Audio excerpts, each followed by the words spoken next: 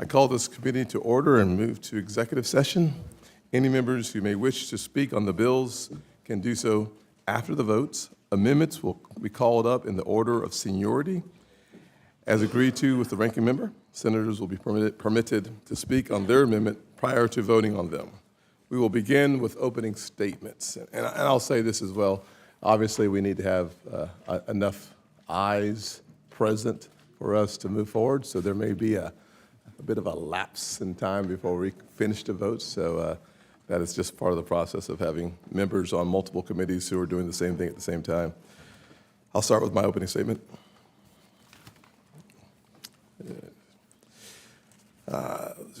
Any members who may wish to speak on the bills can do so afterwards. Senators will be permitted to speak on their amendments. We will begin with opening statements. When I became chairman of this committee, I promised that we would return to regular order. Now, for those of you unfamiliar with regular order, as I am, it's been like 7 or 8 years since we've actually had a markup on this committee. So it is ridiculous in one way and frankly remarkable in another way that we are returning to regular order, which is one of the priorities I committed to when becoming chairman.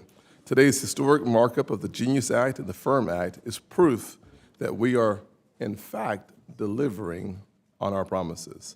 The digital asset community, and more importantly, the American consumers, deserve clarity. For far too long, the absence of a regulatory framework has left consumers vulnerable and businesses in the dark. This uncertainty has also stifled innovation here at home in America. That changes today. The Genius Act is a bipartisan step forward in ensuring stablecoins are safe and reliable tools in the financial system.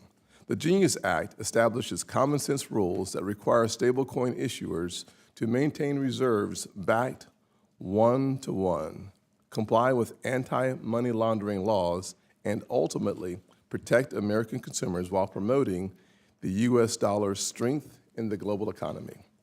This is about keeping innovation and opportunity on American soil rather than driving it overseas. We are also taking an action today to end the weaponization of financial regulators. The Firm Act will eliminate the ability of regulators to use reputational risk as a justification to debank legal operating businesses and individuals.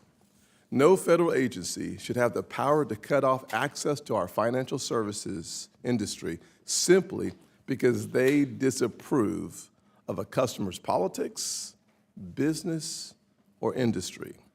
That is simply un-American. This bill ensures that banks make decisions based on financial risk, not political preference.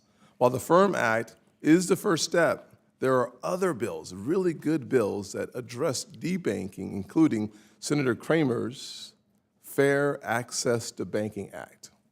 As a committee, we will commit to working on this issue and figuring out the best way to solve it long term. With today's markup, we are advancing serious bipartisan solutions. I look forward to working with my colleagues to get these bills to the Senate floor and ultimately to President Trump's desk.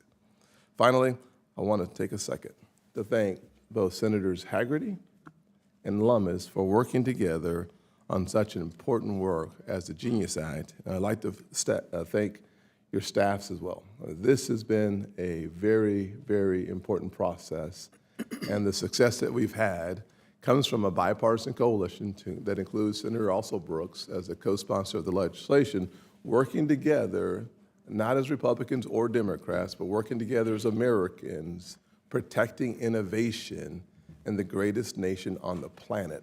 And if we are going to have economic supremacy in the world, it requires for us to encourage, frankly, innovation before we stifle it with too much oppressive regulation. I turn to our ranking member, Senator Warren. Thank you, Mr. Chairman. Many of us are prepared to support a sensible stablecoin bill. We could see a bill get a wide majority of votes if it protects consumers, if it protects our national security, and if it protects our nation's financial stability. But this bill, in its current form, doesn't do any of that. First, the bill ignores basic consumer protections that apply to every other financial product available in America. If you are sending a US dollar from your PayPal wallet and you get scammed, the CFPB has the authority right now to help you get your money back. But if this bill passes and you're sending a stable coin from your PayPal wallet and you get scammed, you may just be out of luck. In fact, the bill even invites scammers into the market by refusing to prohibit people convicted of fraud and money laundering from owning stablecoin companies. Sam Bankman-Fried could buy a stablecoin company from prison, and regulators would have no legal grounds to stop him under this bill. We need to fix that, and I don't understand why there would be anyone, Democrat or Republican, who wouldn't want to do that. Second, the bill lacks basic national security protections that, again, apply to every other type of financial transaction in America. Without changes, this bill will supercharge the financing of terrorism. It will make sanctions evasion by Iran, North Korea, and Russia easier, and it will help out international gangs that are moving fentanyl into the United States. It even provides a boost for the sale of child pornography. Last week, an industry report called stablecoins, quote, the new kingpin of illicit crypto activity. Let me give one example. The bill does not authorize the United States to enforce our existing sanctions when North Korea or Iran buy nuclear materials using dollar-backed stablecoins instead of dollars. We need to fix that, and I don't understand why there would be anyone, Democrat or Republican, who wouldn't want to do that. Third, the bill lacks basic safeguards necessary to ensure that stablecoins don't blow up our entire financial system. Under this bill, stablecoin issuers can invest in risky assets, including the very assets that were bailed out in 2008 and again in 2020. And anyone who thinks the U.S. taxpayer won't be called on, directly or indirectly, to bail out these guys is kidding themselves. Circle, one of the largest stablecoin companies in the world, would have blown up in 2023 if regulators hadn't bailed out its $3.3 billion of deposits at Silicon Valley Bank. This bill begs for more bailouts. We need to fix that, and I don't understand why there would be anyone, Democrat or Republican, who wouldn't want to do that. Finally, this bill does something that Democrats and Republicans have usually linked arms to stop throughout history. It lets a giant commercial company create its own currency, giving it the massive economic power that is usually reserved for publicly chartered banks. This means that this bill gives Elon Musk the chance to issue his own X-money currency, monetize our most sensitive transactions data, punish people who speak out against him by choking off their access to the payment system, use his currency to undercut the US dollar, and destabilize our financial system when it all goes bust. This bill opens the door for the richest man in the world to build a global empire that could begin to supplant the functions of the U.S. government. And we really need to fix that. I don't understand why there would be anyone, Democrat or Republican, who wouldn't want to do that. Not one of the fixes that we're talking about here would end stable coins. Not one of the fixes would restrain innovation.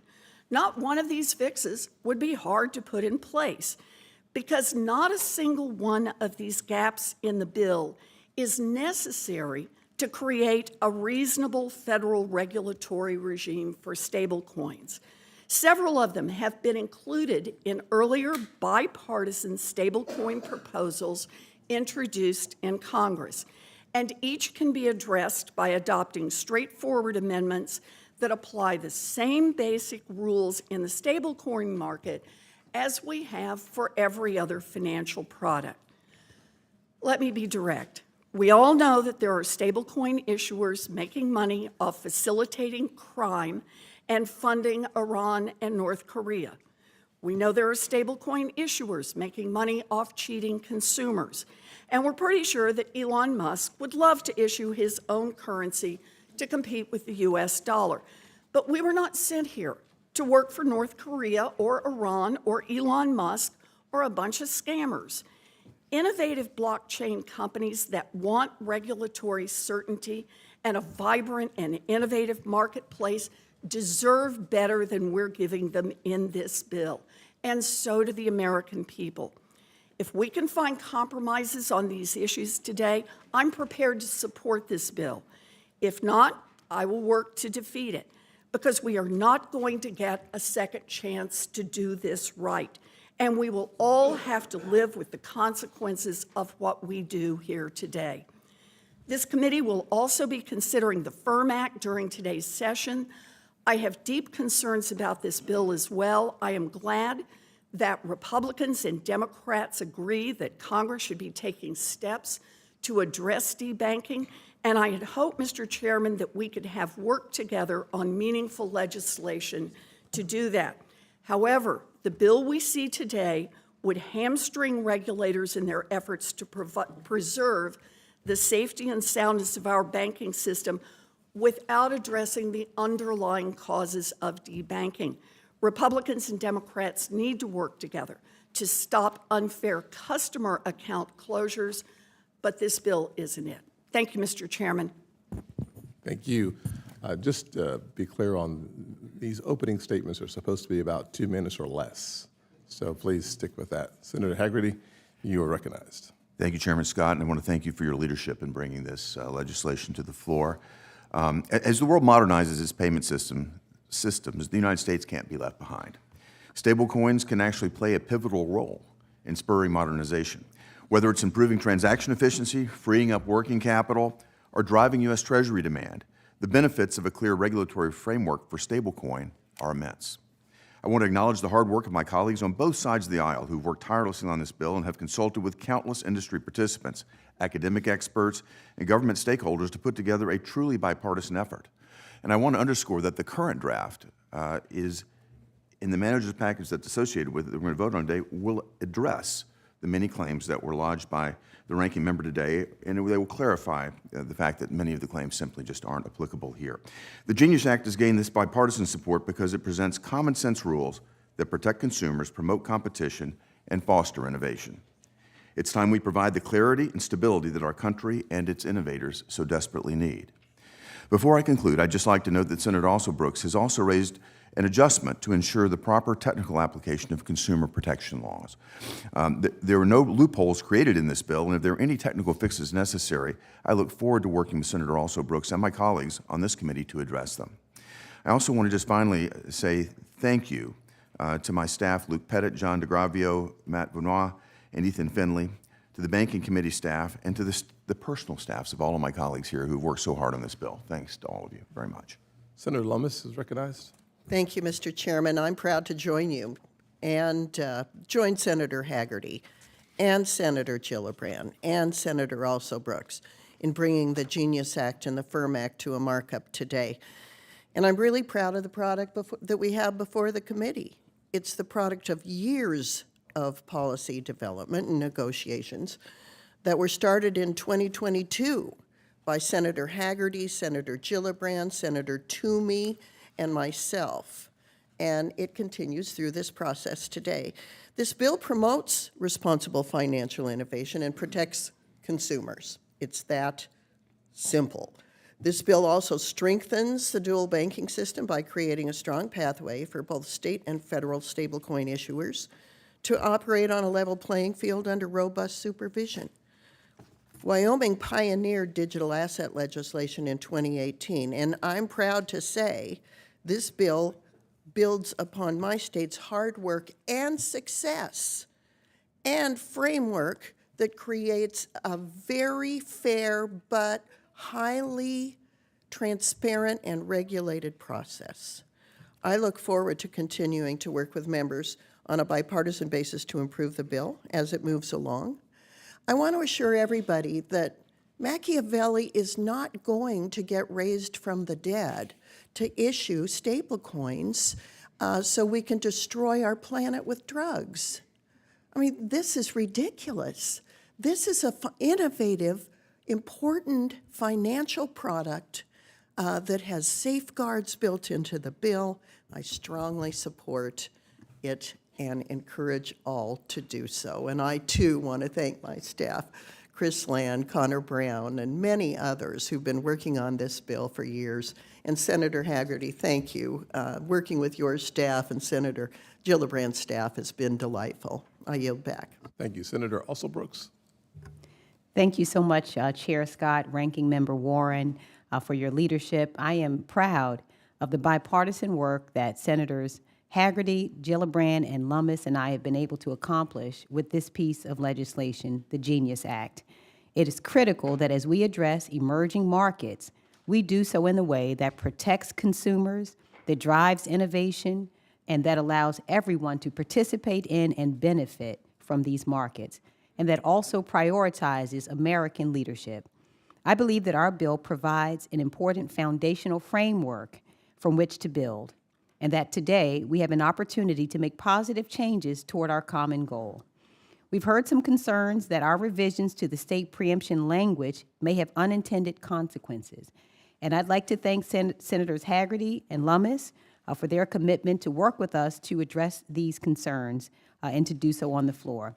I look forward to working with both Chairman Scott and Ranking Member Warren, as well as my esteemed colleagues on this committee, as we consider a number of thoughtful amendments today. Thank you. Thank you, Senator Alsobrooks. I now move to call up Senate S 919, the Guiding and Establishing National Innovation for U.S. Stablecoins Act. I should stick with Genius Act. Reading is fundamental, but anyways.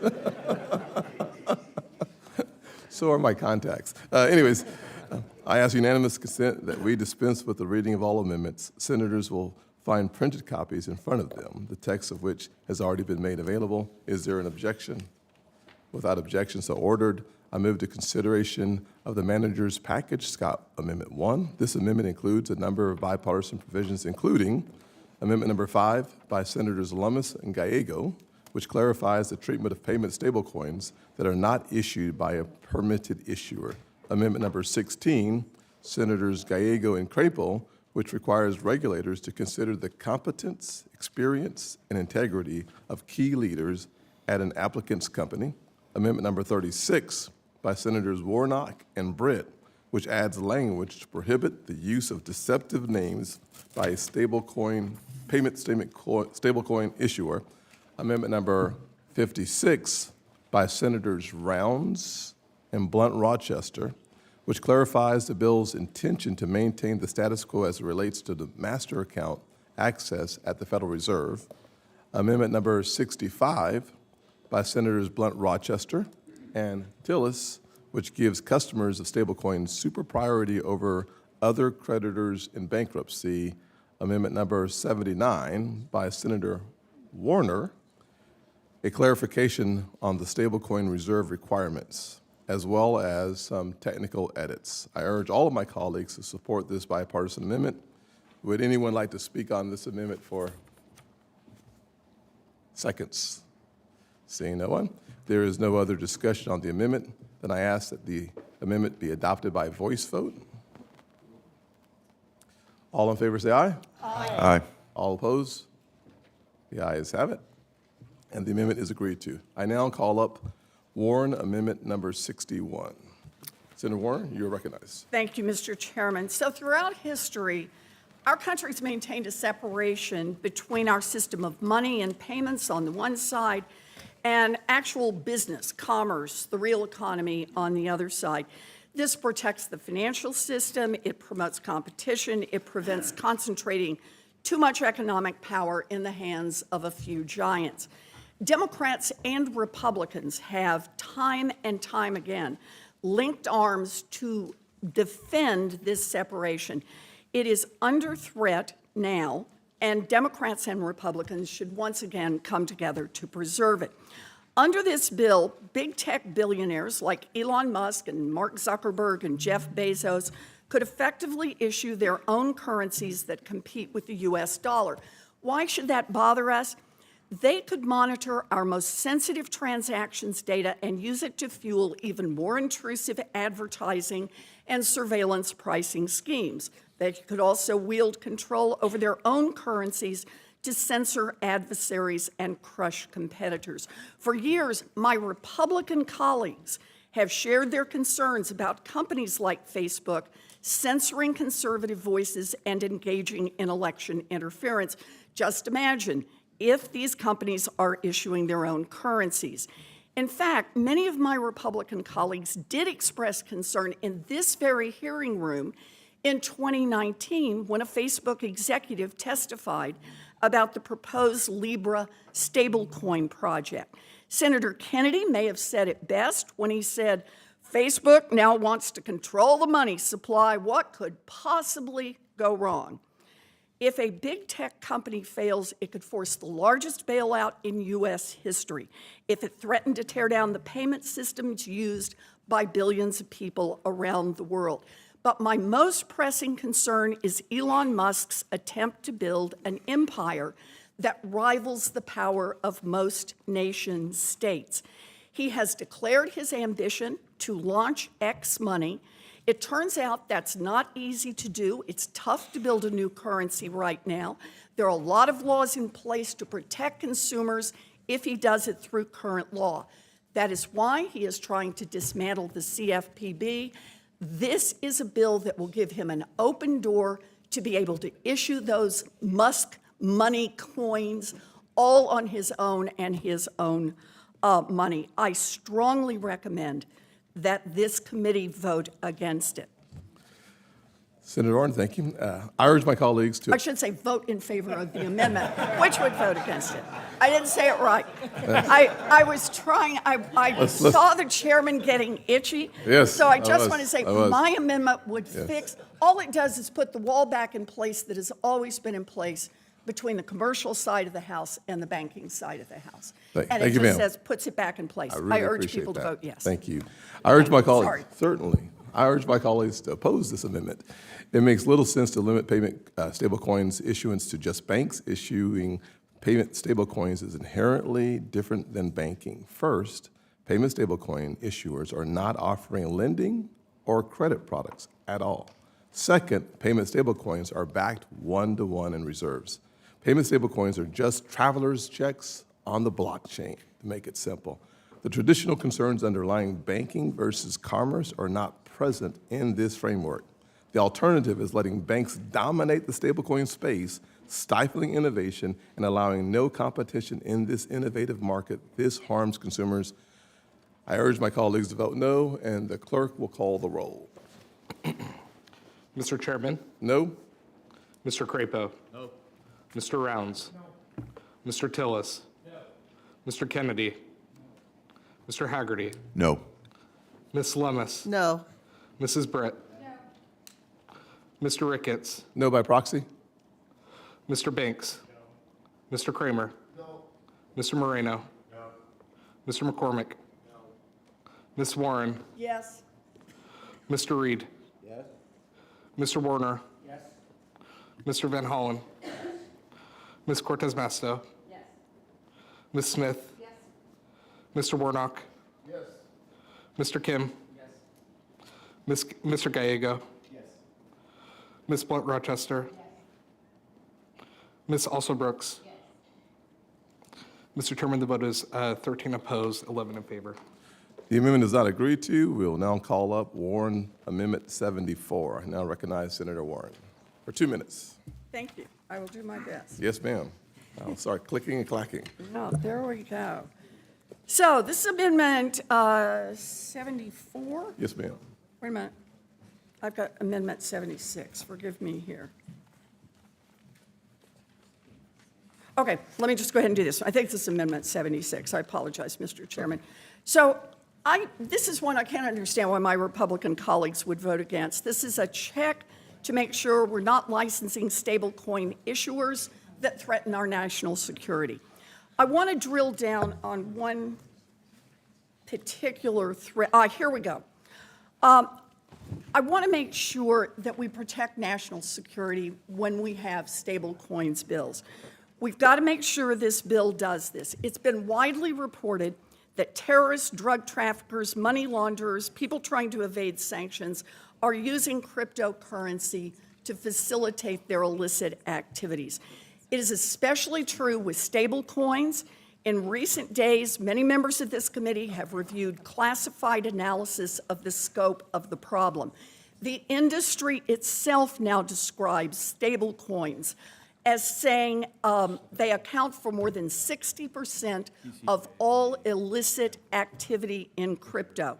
People in the industry are now describing stablecoins as the kingpin of illicit crypto activity.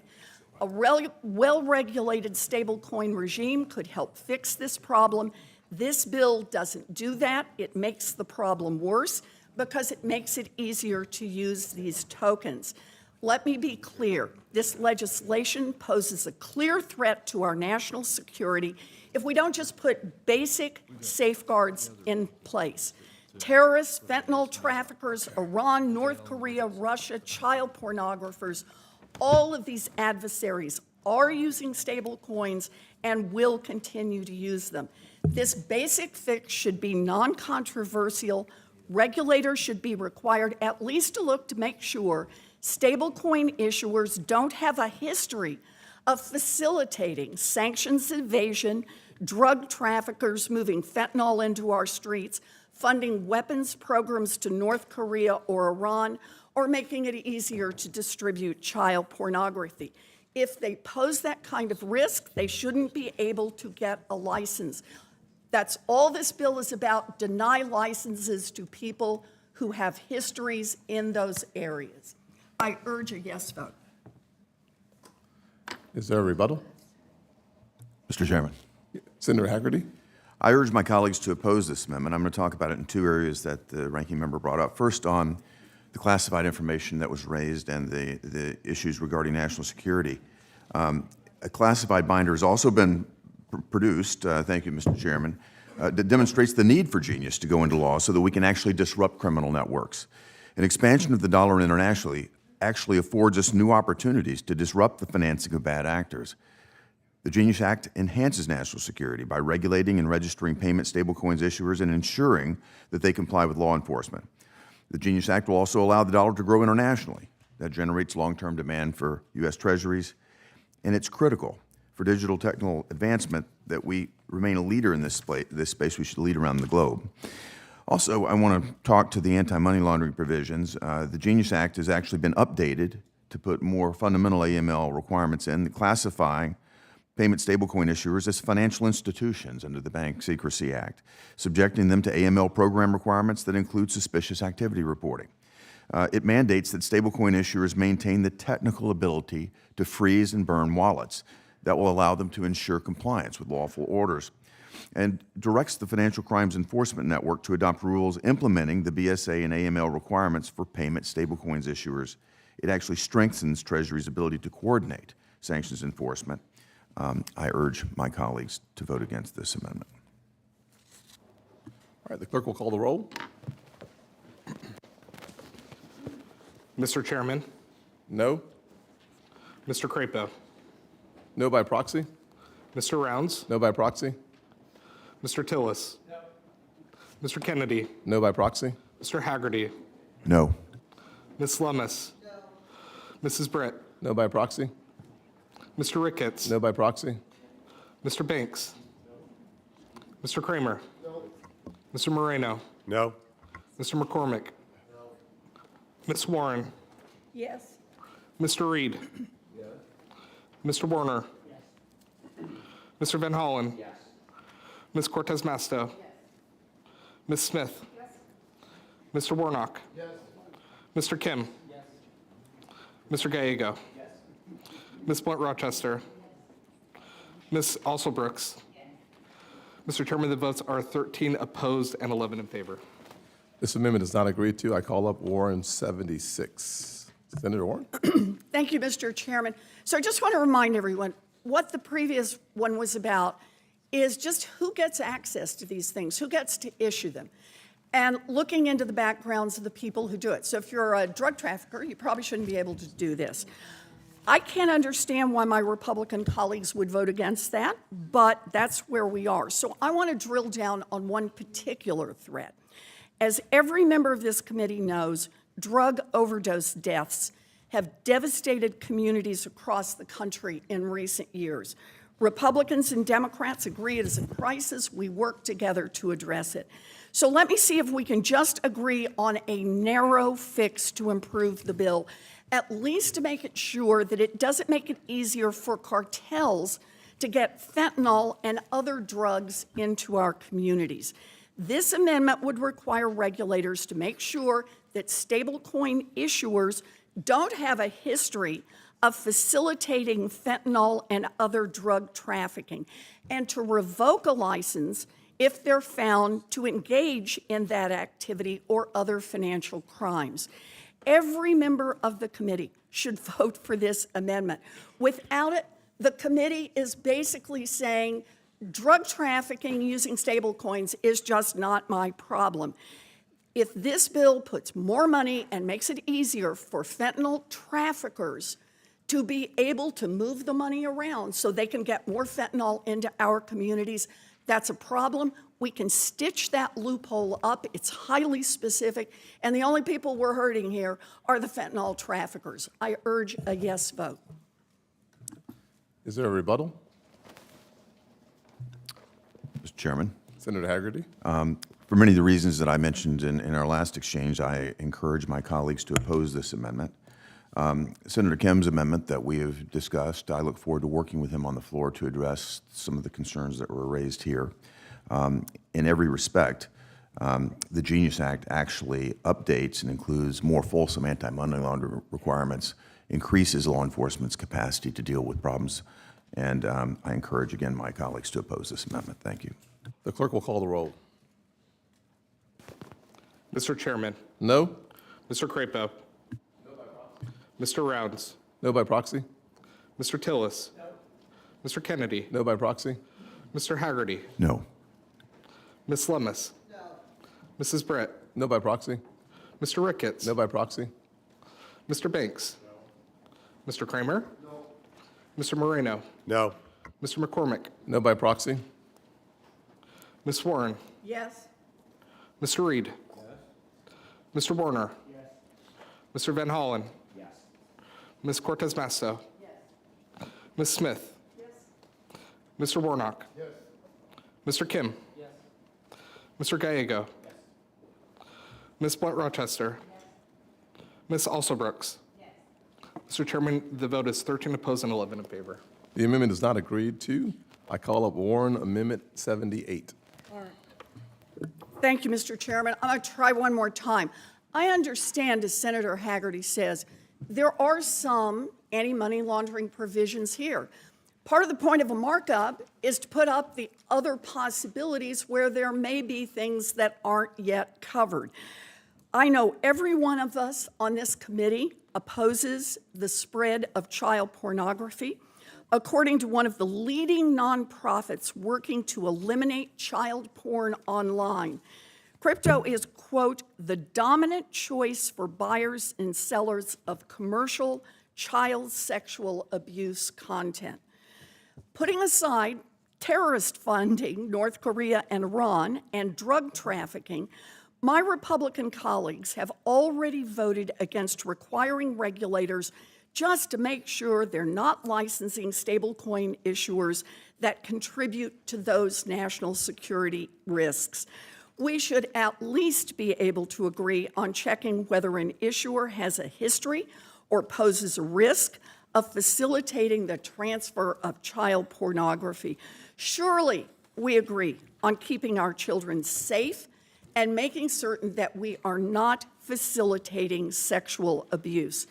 This amendment would just make the regulators check for that kind of risk and require them to pull a license if an issuer is found to have engaged in facilitating the proliferation of child sexual abuse content.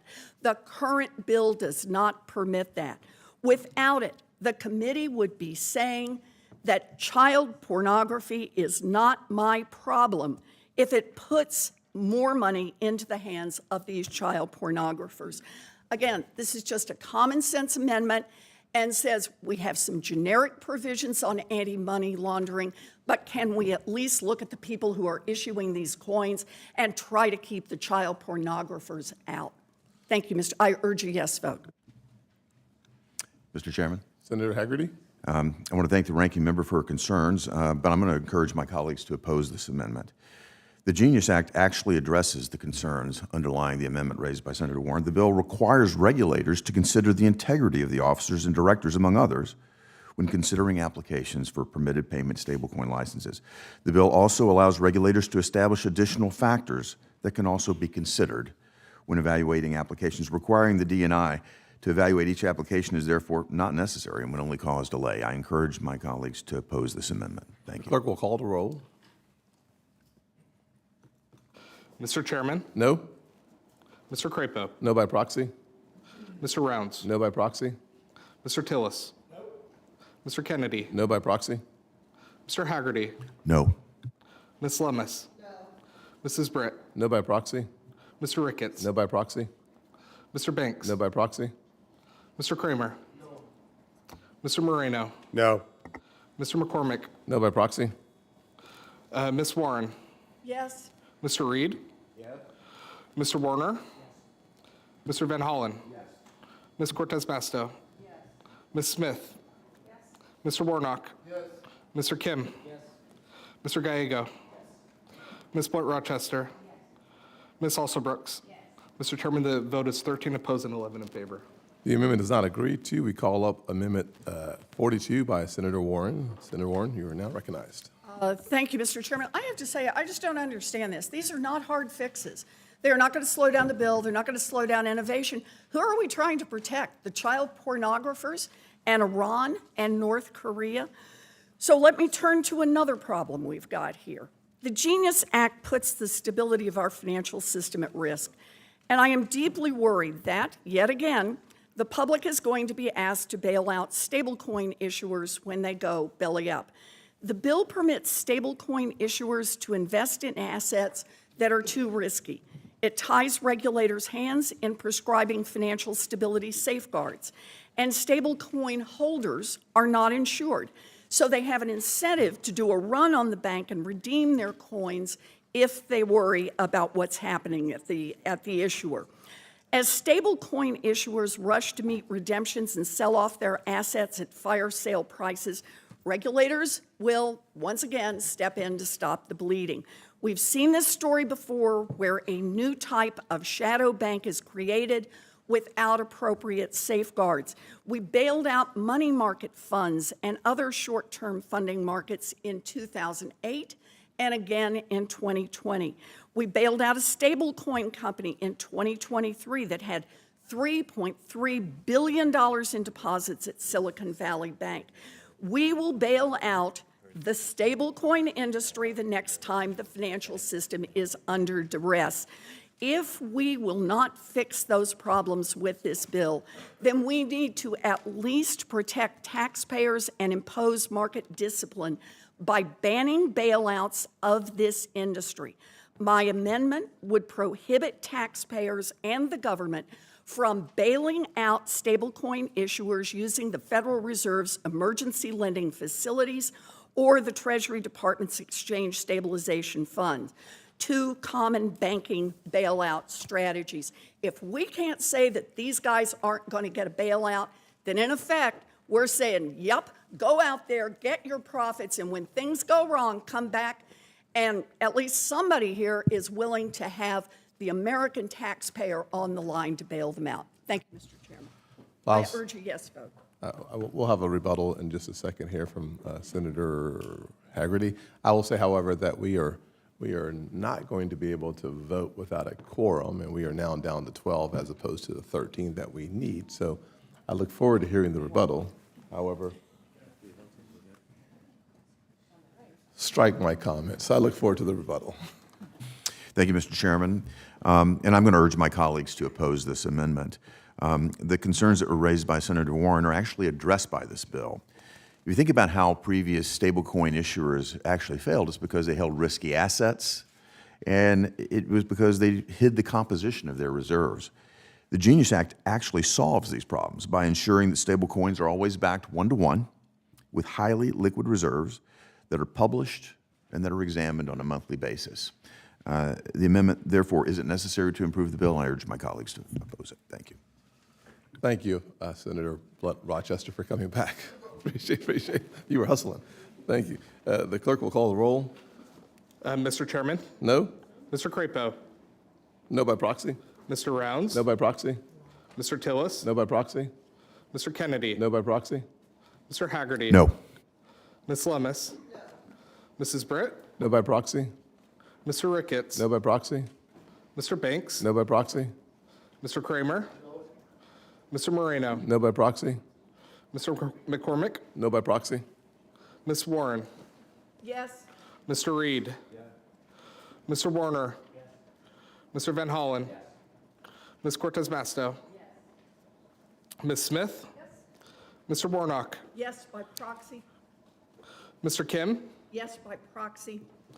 Mr. Gallego, Ms. Blunt Rochester, Ms. Alsobrooks. Mr. Chairman, the vote is 13 opposed and 11 in favor. The amendment is not agreed to, so we'll call up Reed Amendment 33.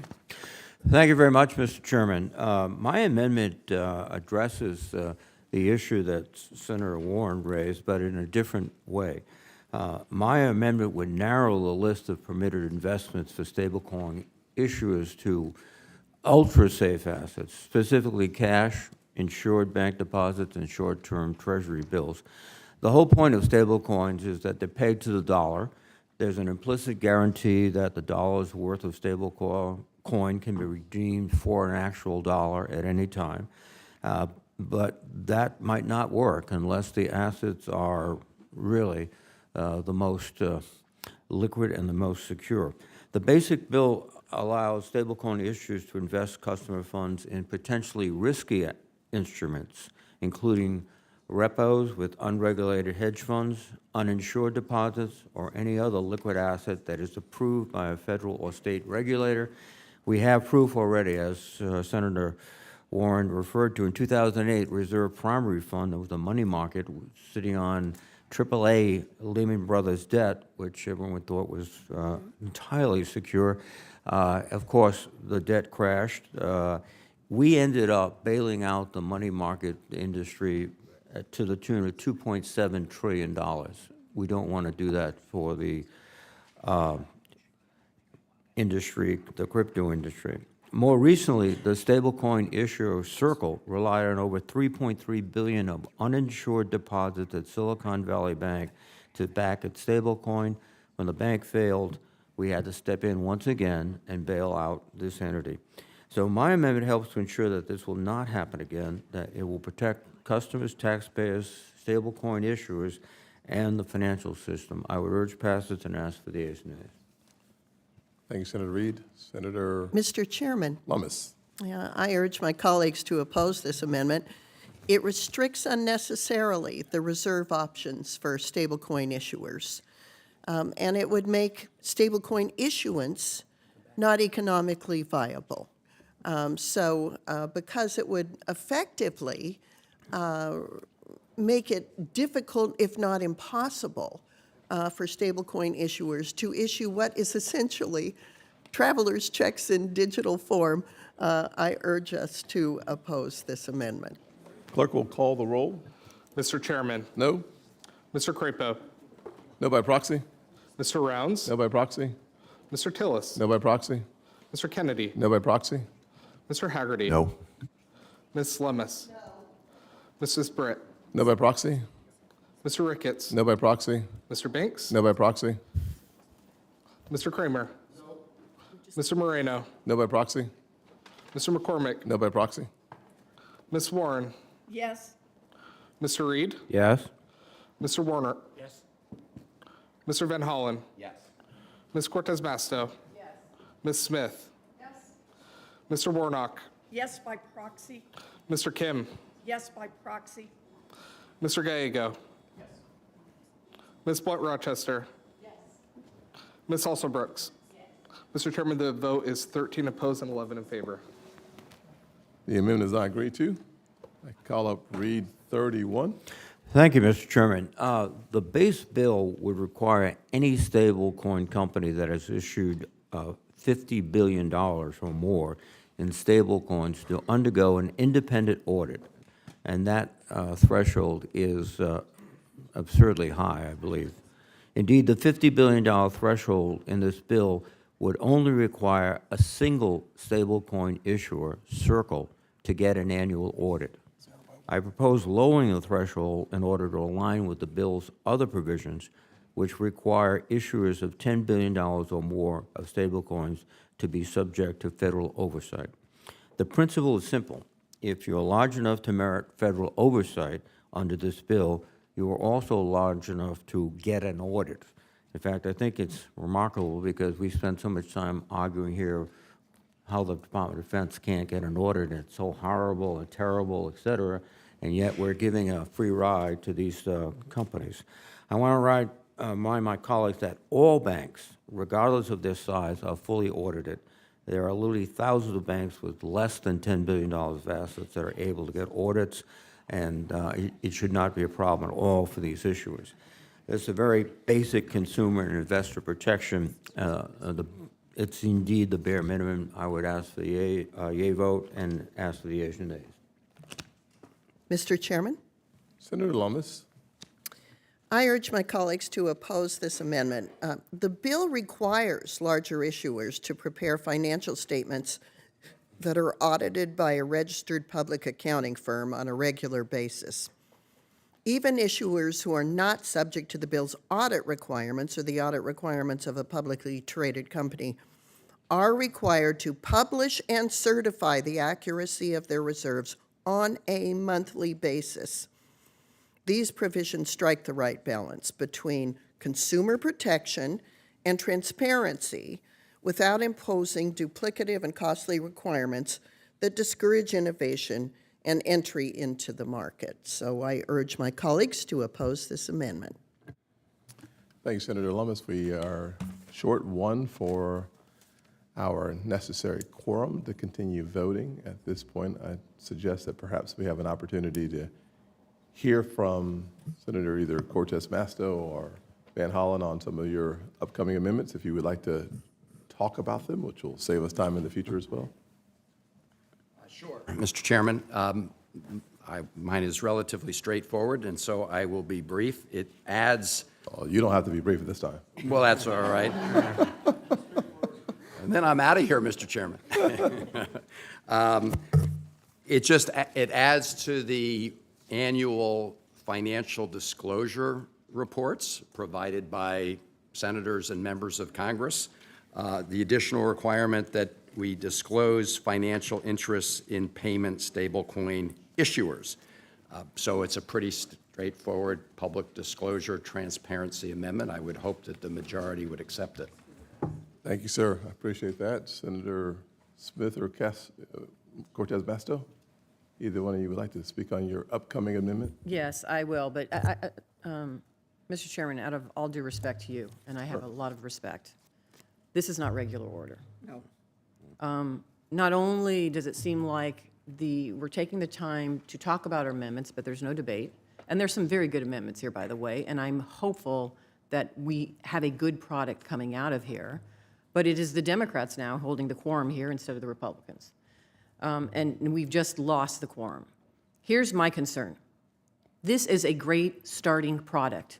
I applaud my colleagues for doing this. It's a great start, but it is not ready for prime time. And there are many of us that want to work with you to make it ready for prime time. And I was hopeful that we would have the opportunity to do that here, because that's what this is about. But it's not happening.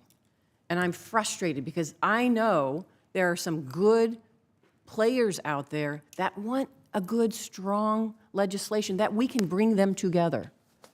But I will talk about my amendment, because my amendment is really a concern that even the American Bankers Association just gave to us with concerns about it. My first amendment, number 11, it removes subsection B in paragraph 7 of 4A. Subsection B gives payment stablecoin issuers the ability to engage in any non-payment stablecoin activity. My amendment would expressly limit the activities of a stablecoin issuer to only the activities that directly support the work of issuing and redeeming stablecoins, managing the reserves, and providing custodial services. These parameters are already outlined in the preceding 5 subsections of the bill. They're already there. They're already there. And I know one of my colleagues had the same concerns that I did. And so this is my concern, is these are not unreasonable. These are conversations that we need to have. But the inclusion of subsection B totally negates the guardrails that are supported here.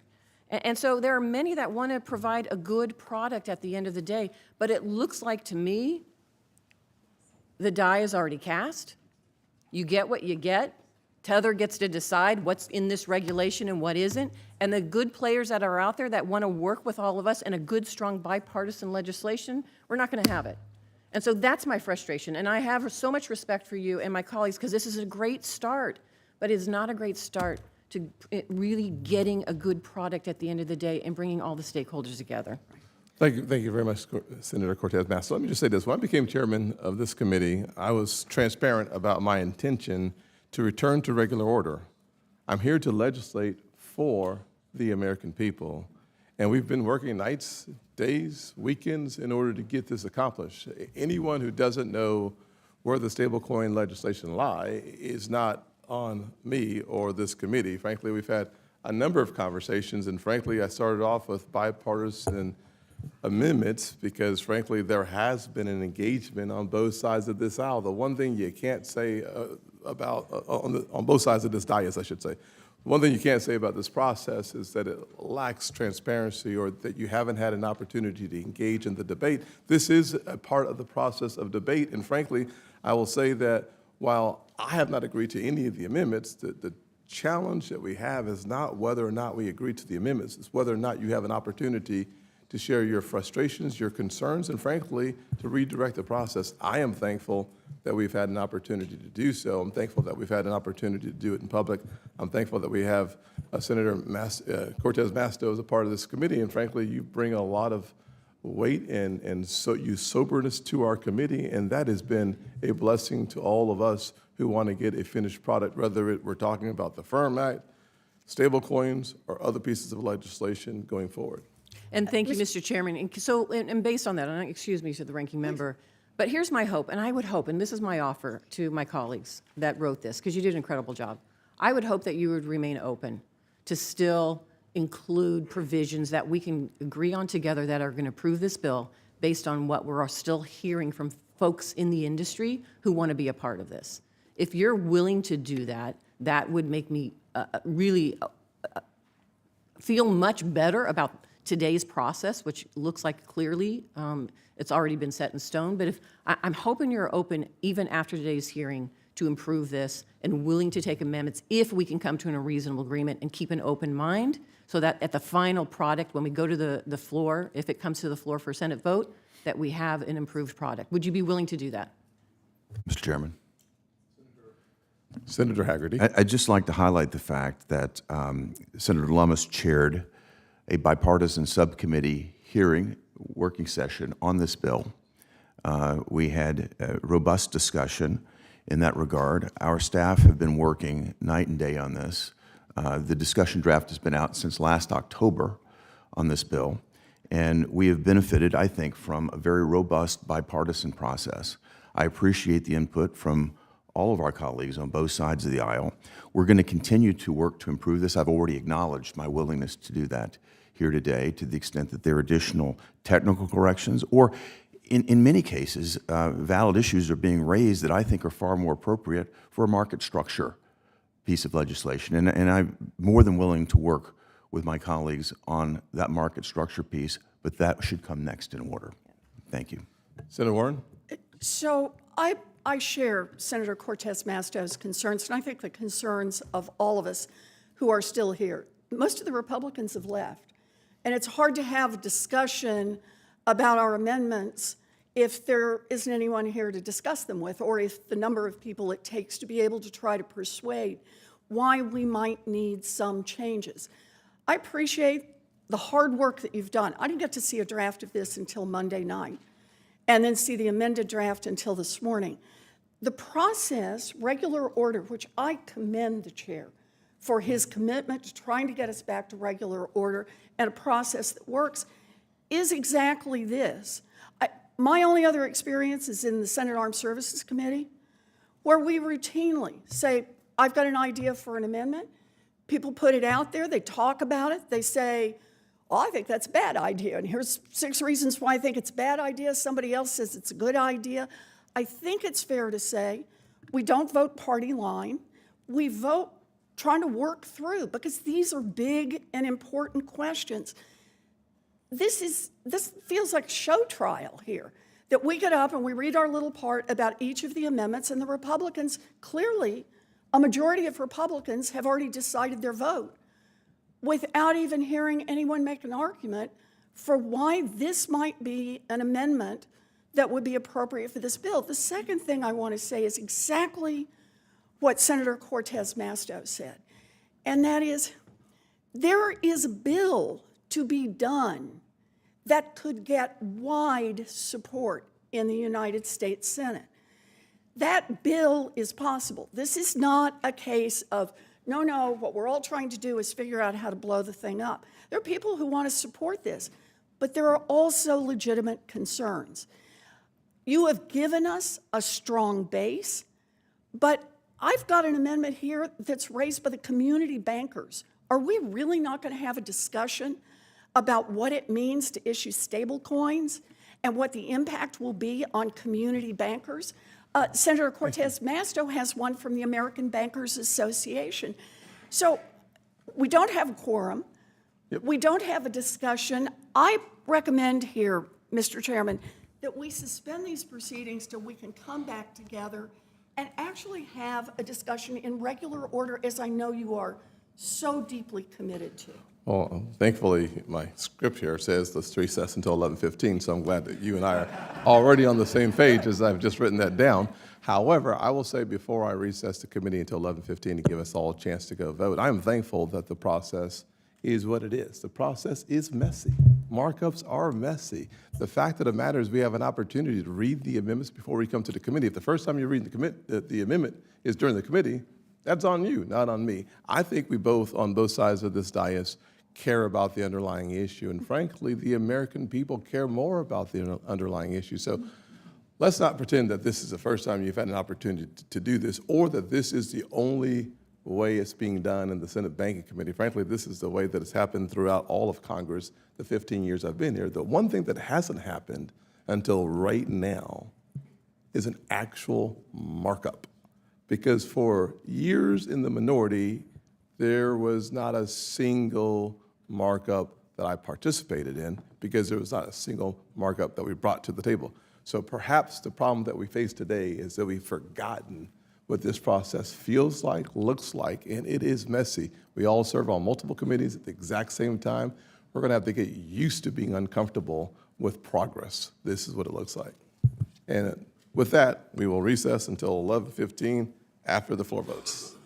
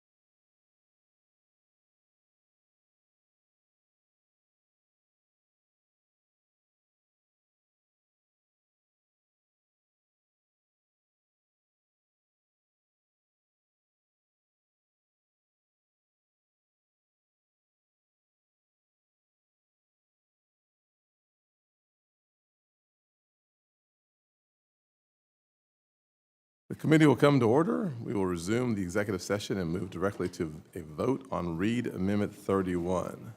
Clerk will call the roll. Mr. Chairman. No? Mr. Crapo. No. Mr. Rounds. No. Mr. Tillis. No. Mr. Kennedy. No by proxy? Mr. Hagerty. No by proxy? Ms. Lummis. No. Mrs. Britt. No. Mr. Ricketts. No. Mr. Banks. No by proxy? Mr. Kramer. No by proxy? Mr. Moreno. No. Mr. McCormick. No by proxy? Ms. Warren. Aye. Mr. Reed. Mr. Warner. Mr. Van Hollen. Aye by proxy. Ms. Cortez Masto. Ms. Smith. Mr. Warnock. Aye by proxy. Mr. Kim. Mr. Gallego. Ms. Blunt Rochester. Ms. Alsobrooks. Aye by proxy. Mr. Chairman, the vote is 13 opposed, 11 in favor. The amendment is not agreed to. Mr. Chairman? Senator Moreno? Yeah, if I could just maybe finish off where we left before recess. And I think I can safely say that Republicans would love to get into a real conversation with the other side to get good things done. I don't think it's fun for either one of us to go back to our constituents and explain to them why we can't get things done. I think most voters expect that this body works functionally. But I think we also have to be cognizant of hyperbole that just doesn't make any sense. The banking member, you talked about the importance of national security, and I agree with you. And I think it's important for us to recognize that what are stablecoins intended to do. And I think most people who've only lived in the United States don't even understand what's the point. Like, you don't see yourself going to 7-Eleven and buying it with a stablecoin. But there's places like the country I came from, Colombia, where payments don't exist. And you don't have the ability to transact. You have places like the Bahamas and Africa where payment systems are not matured. So we have facing us is a choice. Do we want China to own the stablecoin market? Now, nobody is interested in the Chinese currency as a stablecoin, so they've tried to make it a BRICS stablecoin, but you can't take 4 pieces of crap and make chocolate. So we have the alternative, which is to have a U.S.-denominated stablecoin that becomes a world standard. That protects the integrity of the U.S. dollar around the world. Like, we should be applauding that, saying, my God, we have the ability to have and own this technology that fortifies the U.S. dollar. That would lead to more national security. And I get that there's a lot of breakup issues with Elon Musk, but that Elon Musk has nothing to do with this legislation. Nothing to do with it. And when you say that this makes child trafficking and sex trafficking and drug trafficking and fentanyl trafficking more, you know what does that? Open borders. Open borders, where over the last 4 years, we had 10 million border encounters. We're down to 8,000 a month. So I would just ask my colleagues to kind of think about that.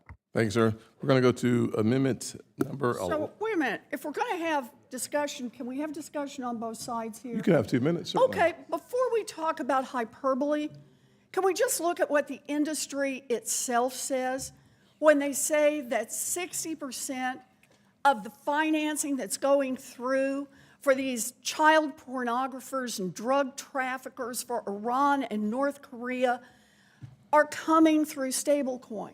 And no one's asking not to do stablecoin. We're just saying, can we please just do it in a way that keeps enough guardrails around it so good issuers who want to do this can continue to do it? Asking, for example, for an amendment that says, can we just check these guys and make sure that they don't have a history of being child pornographers before they get to issue their coins, that they don't have a background in drug trafficking? This is not a hard thing. This doesn't try to upset the whole apple cart and tear it apart. It's just some basic pieces that our side of the aisle is trying to get in place so that it works in a safe and dependable way. That's all that anybody here is looking for. Nobody's looking to shut this down. No one's looking to stop innovation. But we do want to try to make this a little cleaner than it is right now. All right. Mr. Chairman. You're welcome. Let me just have the last word on this, and we're going to move on. Number one, the current legislation actually increases transparency from money laundering. I think it was the 2018 Journal on Money Laundering that said that the current system in 2018 missed 99.9% of money laundering. This is a leap into a different world and a better world, and we will continue with Cortez Masto Amendment number 11. Thank you, Mr. Chairman. Yes, ma'am. This amendment would remove Section B in the existing bill, paragraph 7 of Section 4A. And Section B gives payment stablecoin issuers the ability to engage in any non-payment stablecoin activity. This amendment would expressly limit the activities of a stablecoin issuer to only the activities that directly support the work of issuing and redeeming stablecoins, managing those reserves, and providing custodial services. Now, here's why I'm doing this, because if you look at the legislation, those parameters are already outlined in the preceding 5 subsections of the bill. It's already there. So the Section B here, I'm not sure what it does other than negate what we've already put in to the preceding sections. Clearly the reason why they put it in, I would imagine, is because the good folks that were drafting this starting legislation, which let me just say, this is a good first start. It's just not ready for prime time. This is a great first start. But whoever drafted it made clear to put those subsections in. And so I'm not quite sure what subsection B does other than negate those clear guardrails.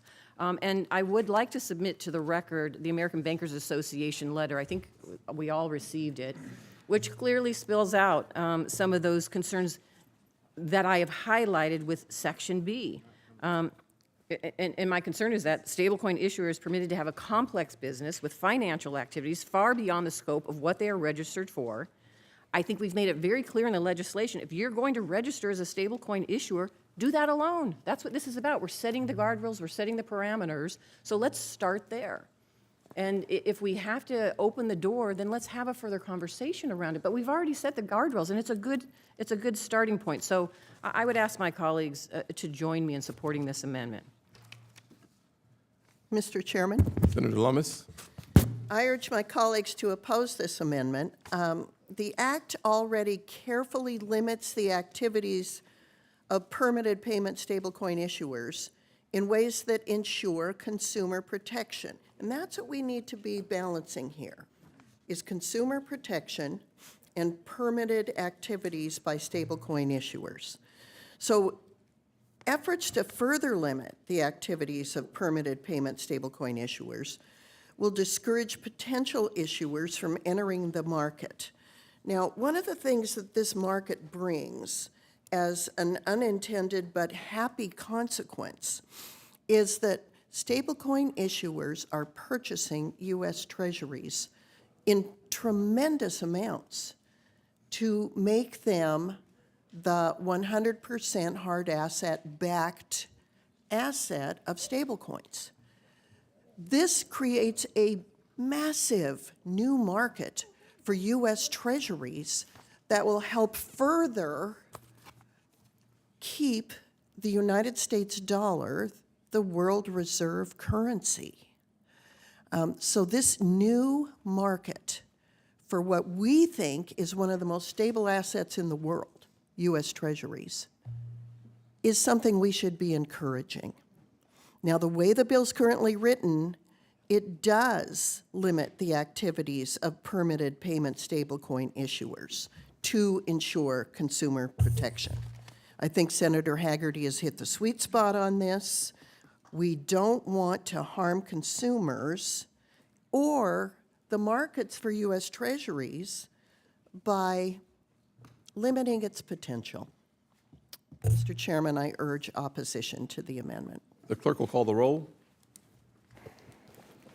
Mr. Chairman. No? Mr. Crapo. No. Mr. Rounds. No by proxy? Mr. Tillis. No.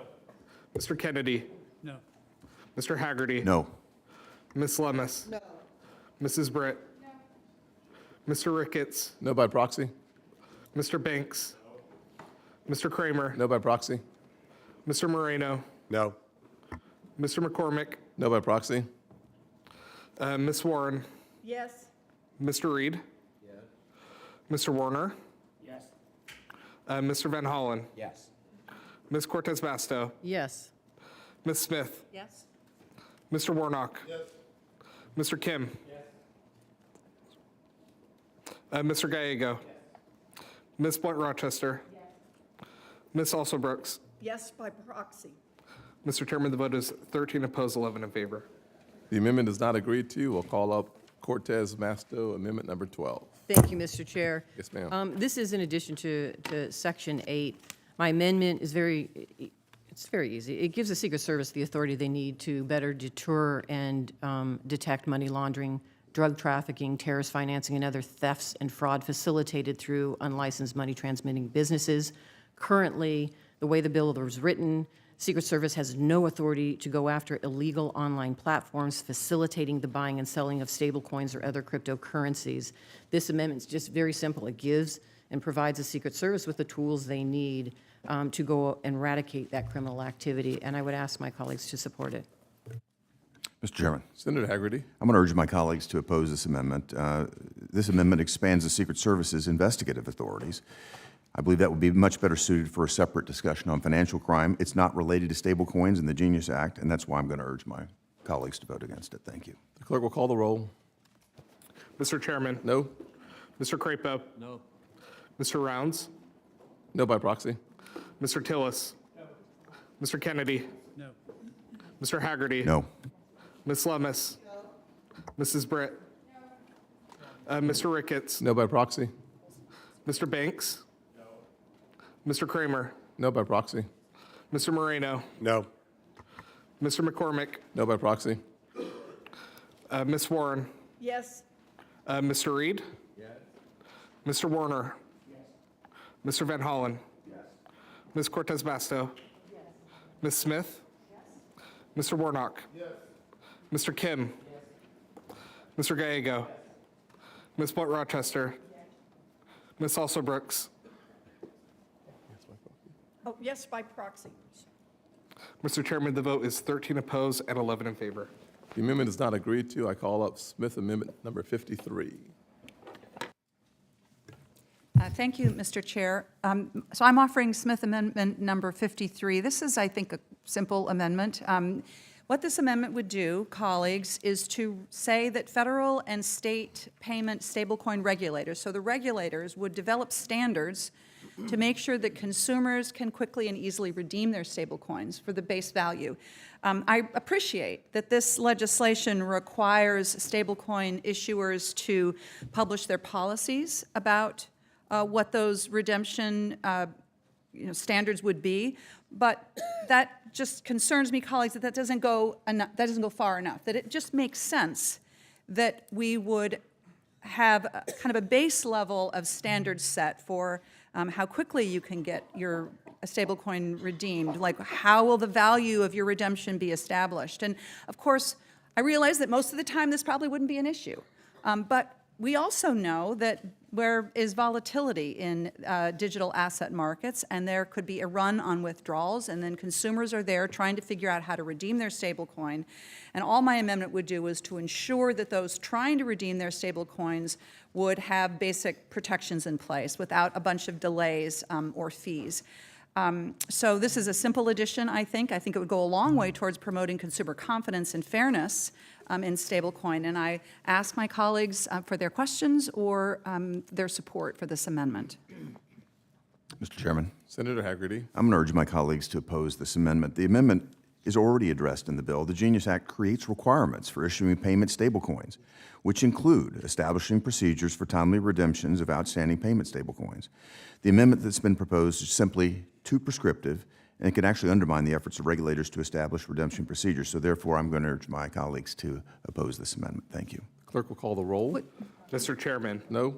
Mr. Crapo? No. Mr. Rounds? No by proxy. Mr. Tillis? No. Mr. Kennedy? No. Mr. Hagerty? No. Ms. Lummis? No. Mrs. Britt? No. Mr. Ricketts? No by proxy. Mr. Banks? No. Mr. Kramer? No by proxy. Mr. Moreno? No. Mr. McCormick? No. Ms. Warren? Yes, Mr. Reed? Yes. Mr. Warner, Mr. Van Hollen, Yes, by proxy. Ms. Cortez Masto, Yes. Ms. Smith, Yes? Mr. Warnock, Yes. Mr. Kim, Mr. Gallego, Ms. Blunt Rochester, Ms. Alsobrooks. Yes, by proxy. Mr. Chairman, the vote is 13 opposed, 11 in favor. The amendment is not agreed to. I call up amendment number 55, the Smith Amendment. Mr. Chair, I withdraw this amendment. All right. I call up Warnock Amendment 35. Thank you, Mr. Chair. I call up Amendment 35. The CFPB was created in the wake of the great financial crisis. Americans saw Wall Street bankers get bailouts as millions lost their jobs, lost their homes, and lost their life savings and retirements. While the Trump administration has gutted the CFPB, we've all seen this over the last few weeks, firing dozens, stopping certain consumer protection activities, and even kicking the Bureau out of their building. The CFPB's rules and regulations do remain on the books. And so I offer a simple amendment. While additional consumer protections have been negotiated and added to this bill, it is important to make it clear to stablecoin issuers, digital asset exchanges, and consumers that the Bureau's protections apply, that stablecoin is not an exception to the rule. So my amendment is simple. It changes nothing with the base text of the bill. It simply affirms that nothing in the bill changes, limits, or removes protections consumers currently receive legally from the CFPB. Thank you, Mr. Chair. I ask for a roll call vote on my amendment. Mr. Chairman? Senator Lummis. Yeah, I appreciate my colleague from Georgia. But I'll tell you, and I'm opposing this amendment, I urge my colleagues to oppose it. This is, at its core, a consumer protection bill that establishes a first-of-its-kind federal framework to regulate payment stablecoins.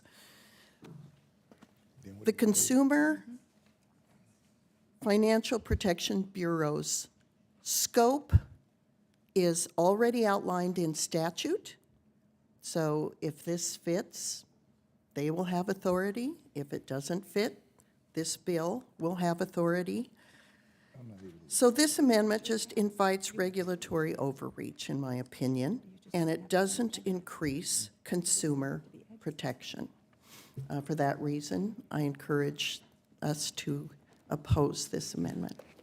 Mr. Chair, with all due respect to my colleague, if what she's saying is true, then my question is, what are we concerned about? What are we afraid of? The clerk will call the roll. The subtext has not changed. The text of the bill is the same.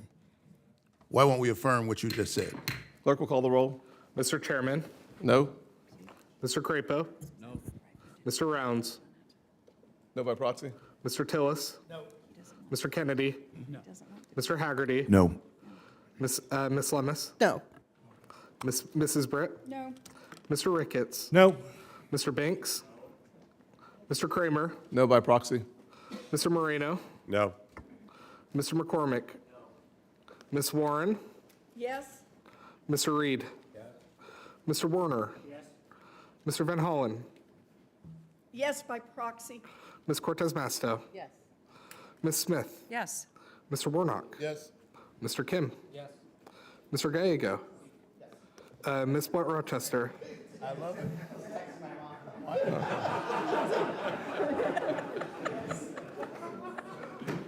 Ms. Alsobrooks. Yes, by proxy. Mr. Chairman, the vote is 13 opposed and 11 in favor. The amendment is not agreed to. We call up Warnock Amendment number 36. Senator Warnock is recognized. Thank you, Mr. Chairman. Before I get to this next amendment, I just want to make a note here. As Republicans are steamrolling this bill through the committee, Bloomberg just broke the news that the Trump family's crypto company is in discussions with Binance on doing business, including possibly creating a new stablecoin. For those of you who don't remember, Binance pleaded guilty to criminal charges for, quote, willful failures that allowed money to flow to terrorists, cyber criminals, and child abusers through its platform. We have a chance right now to fix this bill to prevent commercial empires like the Trump Organization from Senator issuing. Warren, I actually called on Oh, Senator I'm Warnock. so sorry. I know thought you they called on me. sound similar, but I'm actually withdrawing my amendment, so I would yield to Senator Warner. I thought we only had one from Senator Warnock. I apologize. okay, no problem.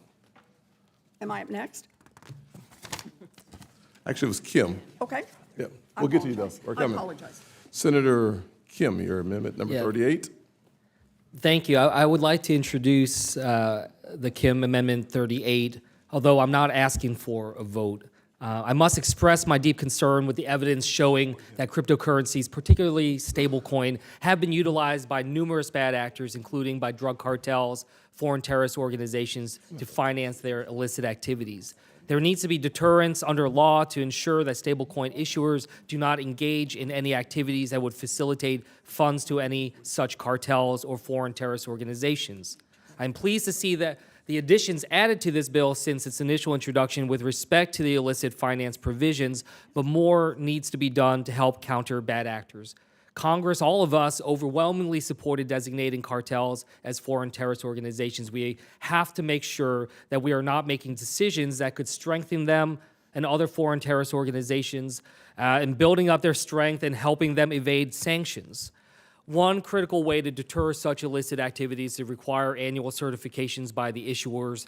I'm going to keep fighting to finalize my amendment as this bill moves out of committee to deter issuers from engaging in illicit finance acts. I'm also going to keep fighting to establish a comprehensive AML, BSA, illicit finance framework beyond just issuers in the crypto ecosystem in future pieces of legislation, including a market structure bill. This should be a bipartisan concern, and I look forward to working with my colleagues on both sides of the aisle on this very important issue. At this moment, I will withdraw this amendment and continue to work with my Republican colleagues on language to be able to address this. And I yield back, Mr. Chair. Mr. Chairman. Thank you, Senator. Senator Hagerty? Mr. Chairman, may I make a statement? Certainly. I agree with Senator Kim that illicit activities by drug cartels, foreign terrorist organizations, and state actors are a serious issue that cannot be ignored. And as such, we must ensure that just as in traditional finance, there are deterrents under law that ensure that stablecoin issuers don't in any way inadvertently facilitate these sorts of activities. So I want to make it clear that I commit to working with Senator Kim to finalize an amendment as the bill moves forward to ensure that issuers annually certify that they're not enabling such activities subject to civil and criminal penalties. So I also commit to working with Senator Kim to establish a comprehensive anti-money laundering and illicit finance framework that would be applicable to the entities beyond the issuer in the digital assets ecosystem in future pieces of legislation that would include, but not be limited to, a forthcoming market structure bill. Thank you, Mr. Chairman. Welcome. Senator Kim, amendment 39. That was 38. Do you want to do 39? I think that's me. I'm on 39. I'm going to do 39. Oh, as We're opposed to. co-sponsors. Okay, so Warren All right. / Kim, 39. All right. Got it. So while we've been sitting here, Bloomberg has just broken the news that the Trump family's crypto company has been in discussions with Binance on doing business, including possibly creating a new stablecoin, exactly what we're debating right now. And for those of you who don't remember, Binance pleaded guilty to criminal charges for, quote, willful failures that allowed money to flow to terrorists, cyber criminals, and child abusers through its platform. We have the chance to fix this right here in this committee. And literally just an hour ago, every Republican voted against an amendment to do exactly that. We should be standing up to this kind of naked corruption, not trying to figure out how to build a superhighway so it can take off even faster, bigger, and better. Look, the amendment I have here is about issuers get coins that they can put out into the world, just like the government prints money. And for regular money, we require banks and other financial institutions, the ones that actually move that money around and facilitate those transactions, to follow basic rules to protect against money laundering, terrorist financing, sanctions evasions, and other financial crimes. The co-sponsors of this bill, I think, started in the right direction. They made it clear they don't want stable coins to be used to supercharge that kind of criminal activity, but the bill imposes those restrictions only on the initial issuer, not on the other key players who are more likely to be moving money into the hands of the bad actors. The amendment I propose would fix that by making clear that the same rules apply to moving money to the basic institutions that move this money around. So it would apply to exchanges and wallet providers that actually move these stable coins. I urge everyone to vote yes on this to protect our financial system. This article has nothing to do with what we're here doing today. What's in front of us today is not consistent with the article. Our bill is focused on payment stablecoins, not digital asset exchanges. Bringing up the article serves as a distraction from the legislation that's in front of us right now. We are here to advance a first-of-its-kind regulatory framework that advances the standing of the U.S. dollar, protects consumers, and protects national security. This bill is critical for the digital asset and payments innovation, which we must lead around the globe. The clerk will call the roll. Mr. Chairman. No. Mr. Crapo. No. Mr. Rounds. No by proxy. Mr. Tillis. No. Mr. Kennedy. No. Mr. Hagerty. No. Ms. Lummis. No. Mrs. Britt. No. Mr. Ricketts. No. Mr. Banks. No. Mr. Kramer. No by proxy. Mr. Moreno. No. Mr. McCormick. Ms. Warren. Yes. Mr. Reed. Mr. Warner. Mr. Van Hollen. Yes by proxy. Ms. Cortez Masto. Yes. Ms. Smith. Yes? Mr. Warnock. Yes. Mr. Kim. Yes. Mr. Gallego. Ms. Blunt Rochester. Ms. Alsobrooks. Yes by proxy.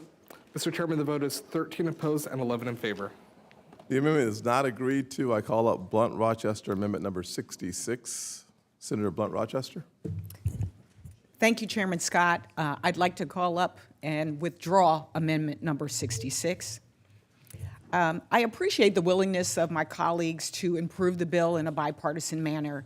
And in the manager's amendment, I was able to secure a number of enhancements to this bill that will strengthen its consumer protections and improve the safety and soundness of the banking system. And I'd like to thank Mr. Tillis and Mr. Rounds for working with me on some of my amendments. And while the bill is improved, I think we still have a ways to go to strengthen it even further. I'm particularly concerned when some of the easy amendments that deal with drug trafficking and child pornography can't get in, that causes some concern.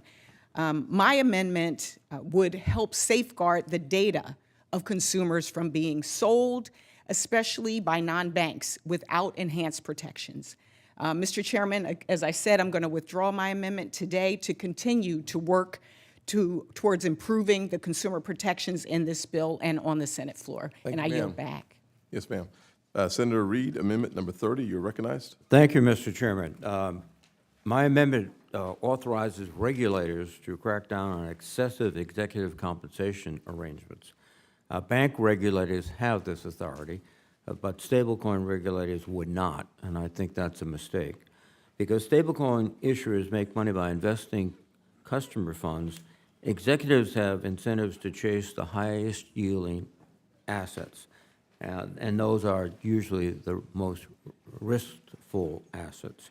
By one estimate, the biggest stablecoin issuer, Tether, is the most profitable company per employee in the world, even more than the biggest banks. You don't make that much profit without taking some risk. My amendment will help ensure that crypto executives do not take excessive risk with customers' money to make short-term profits while leaving customers and taxpayers holding the bag in the future. Limiting excessive compensation is a fundamental part of safety and soundness regulation, and I would urge an aye vote. Senator Hagerty. I'm going to urge my colleagues to oppose this amendment. The bill includes several provisions that are designed to protect consumers and to deter bad actors from serving as directors or officers of permitted stablecoin issuers. If additional explicit restrictions on executive compensation are necessary, they can be addressed in a rulemaking. So I encourage my colleagues to oppose this amendment. Thank you. Clerk will call the roll. Mr. Chairman. No? Mr. Crapo. No. Mr. Rounds. No by proxy. Mr. Tillis. No. Mr. Kennedy. No. Mr. Hagerty. No. Ms. Lummis. No. Mrs. Britt. No. Mr. Ricketts. No. Mr. Banks. No by proxy. Mr. Kramer. No. Mr. Moreno. Oh, no by proxy. You guys look a little Mr. like that. McCormick. Ms. Warren.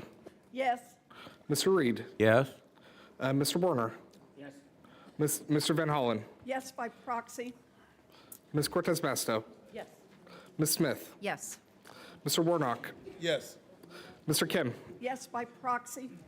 Mr. Gallego. Yes by proxy. Ms. Blunt Rochester. Ms. Alsobrooks. Yes by proxy. Oh, I'm sorry. Didn't know you were there. Mr. Chairman, the vote is 13 opposed and 11 in favor. The amendment is not agreed to. We'll call up Reed number 25. Senator Reed, you're recognized. Thank you again, Mr. Chairman. This amendment enables the Treasury Department to sanction the crypto mixing services that are used by North Korea and other rogue states and criminal enterprises to launder crypto that they receive through hacking, ransomware, and drug trafficking. Just 2 weeks ago, North Korea pulled off the biggest crypto hack of all time. The Lazarus Group hackers stole $1.4 billion in crypto from the Bybit exchange and then laundered it using mixers to make it untraceable.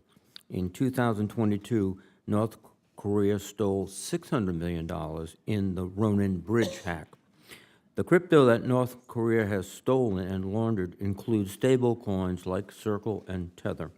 My amendment helps ensure that these laundering tools are not available. That will deprive North Korea of funding that is using to develop WMD and to support Russia's illegal invasion of Ukraine. I would ask for the yeas and nays and urge a yea vote.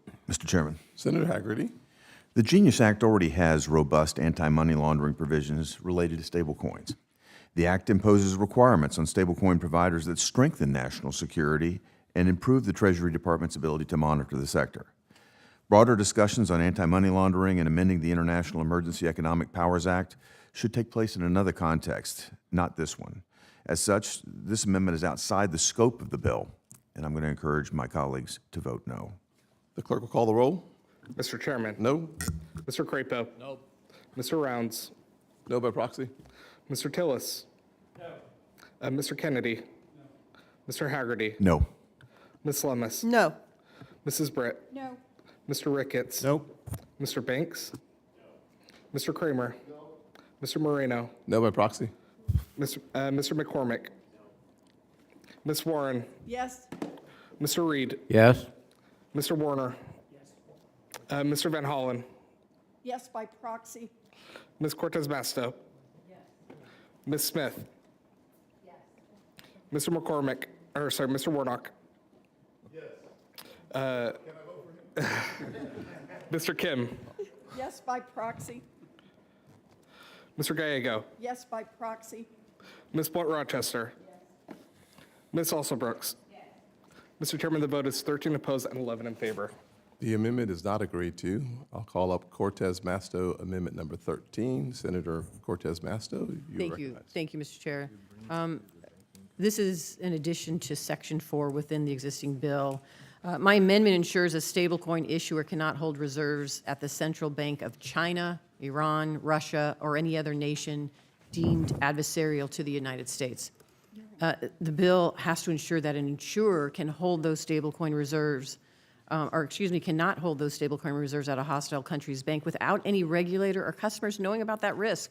I mean, just imagine if an adversary could lock up a permitted U.S. stablecoin issuer's reserves as a result of a geopolitical factor. We really cannot give our enemies that type of leverage. Such an action by a foreign adversary could cause great risk and harm to people holding the stablecoin reserves. And so I would ask my colleagues to support me in this amendment. Mr. Chairman. Senator Hagerty.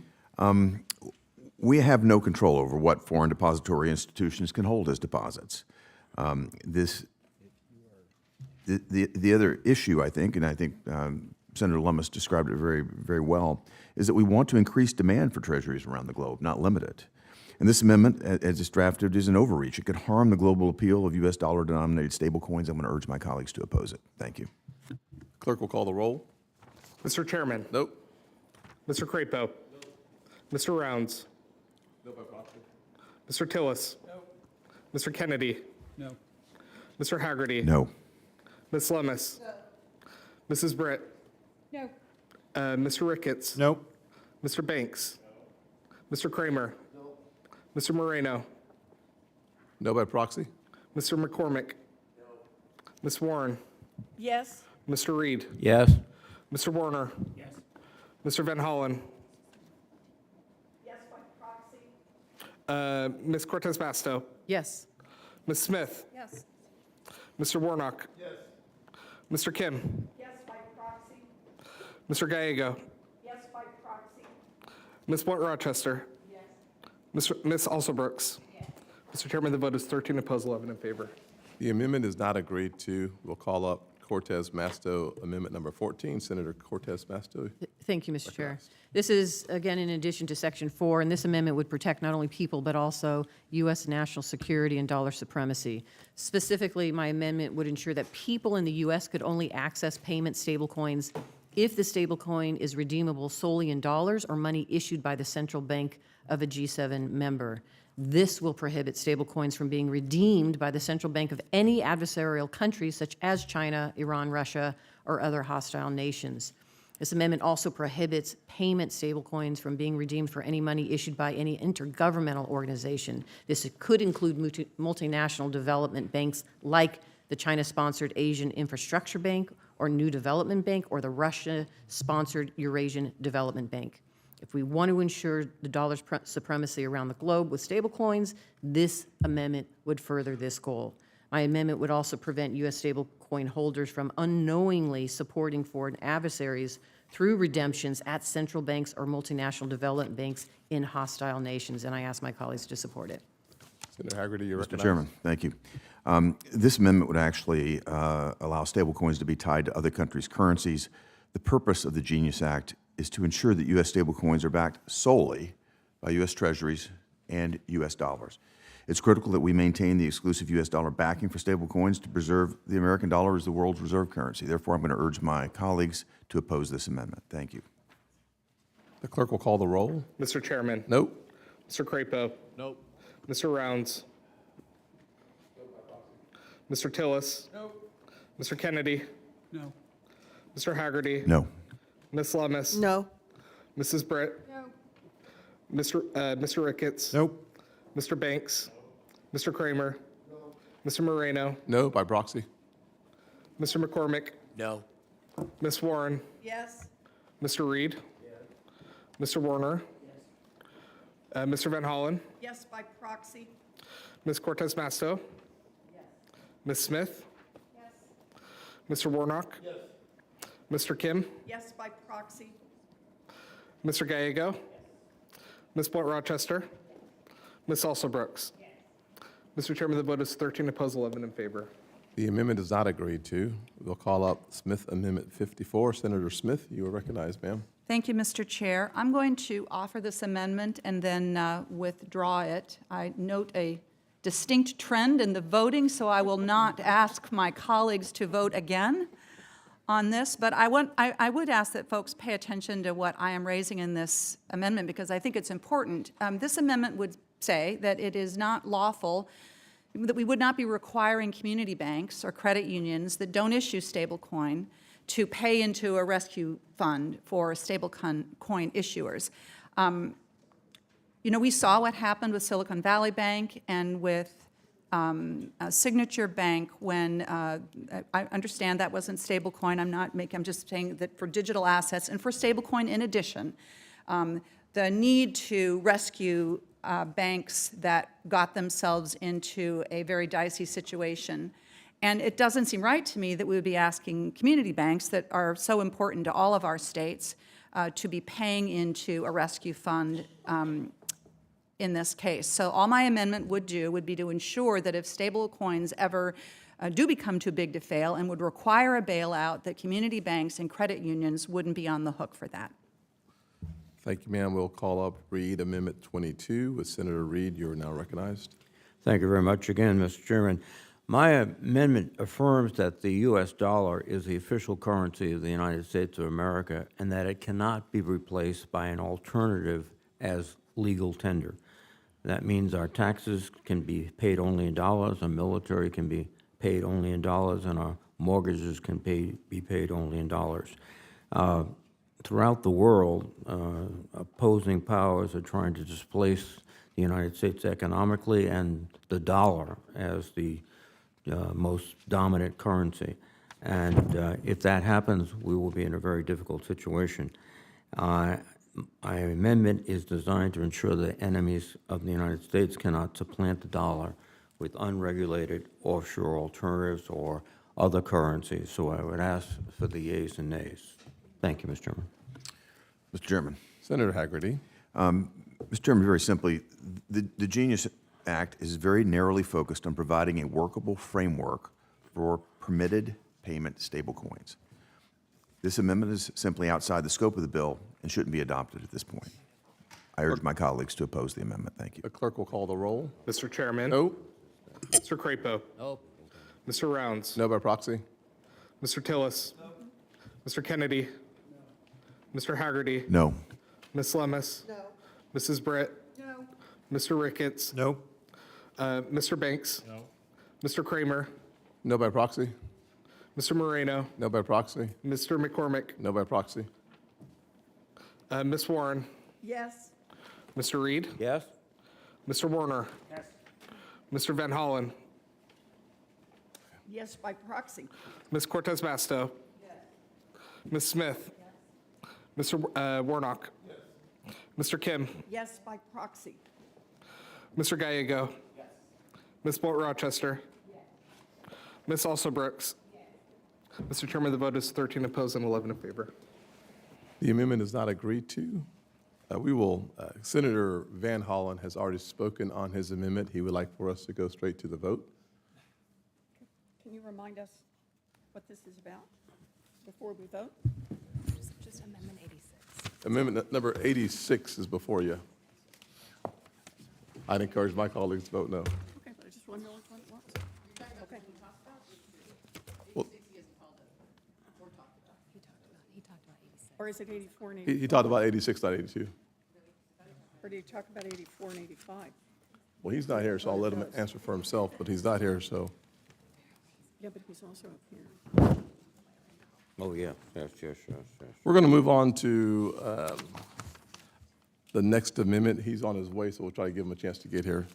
I'll call up Cortez Masto, number 15. Cortez Masto, you are now recognized. Thank you, Mr. Chairman. I withdraw the amendment. Okay. Senator Warren. Warren. Senator number 44, you are recognized, Senator Warren. Thank you, Mr. Chairman. So I've heard from some of my Republican colleagues that we need an America First crypto strategy, but the Genius Act has a giant loophole in it that allows foreign-issued stablecoins to evade this new regulatory framework and yet still be used in the United States. For example, a company would be allowed to issue a stablecoin abroad and then have it offered to customers in the U.S. on U.S. trading platforms, all while evading the safeguards built into this bill. In other words, the bill incentivizes U.S.-based crypto companies to move offshore, and it does nothing to address the risks posed by Tether, the largest stablecoin company in the world, and, according to years of public reporting, a favorite financing vehicle of cartels, terrorist organizations, and sanctions evaders. You know, in a normal world, we would be able to get more than 90 senators to support closing this loophole, to support an America First crypto strategy, or to combat illicit finance, or both. But it seems that my Republican colleagues are worried about facing backlash from one of Donald Trump's close friends and our nation's Commerce Secretary, Howard Lutnick. Ludnick is a cheerleader for Tether, and his 20-something sons are now the co-CEOs of his company, which still owns a 5% interest in Tether. And that is why I am calling for a vote on Warren 44, which would close this glaring loophole. Mr. Chairman, Senator Lummis. I urge my colleagues to oppose this amendment. This bill is tailored to provide a first-of-its-kind regulatory framework for payment stablecoin issuers. It's not a framework to regulate the secondary market. That topic raises complex policy considerations that we need to discuss in the market structure legislation. We're going from this bill to market structure. We decided to talk about this in a narrow manner, and a number of the things that have been raised will be addressed, but they need to be addressed in market structure. The protections provided in this bill prohibiting non-permitted stablecoin issuers from being used as margin or collateral in clearing and settlement between banking organizations or on the payment infrastructure between banks are tailored to payment stablecoin issuers. Additional restrictions would harm the dominance of the dollar, disrupt existing issuers, cause financial instability, and expand this bill's scope. I want to add one more thing. This bill is probably too restrictive to encourage stablecoin issuer Tether to onshore its business. This is a very restrictive bill when it comes to their business model. So I urge my colleagues not to be looking over their shoulder at someone at a specific company, and I yield back. The clerk will call the roll. Mr. Chairman, Nope. Mr. Crapo. Nope. Mr. Rounds, No by proxy? Mr. Tillis. No. Mr. Kennedy, No by proxy? Mr. Hagerty. No. Ms. Lummis. No. Mrs. Britt. No. Mr. Ricketts. No. Mr. Banks. No. Mr. Kramer. No by proxy? Mr. Moreno. No. Mr. McCormick. No by proxy? Ms. Warren. Yes? Mr. Reed. Yes?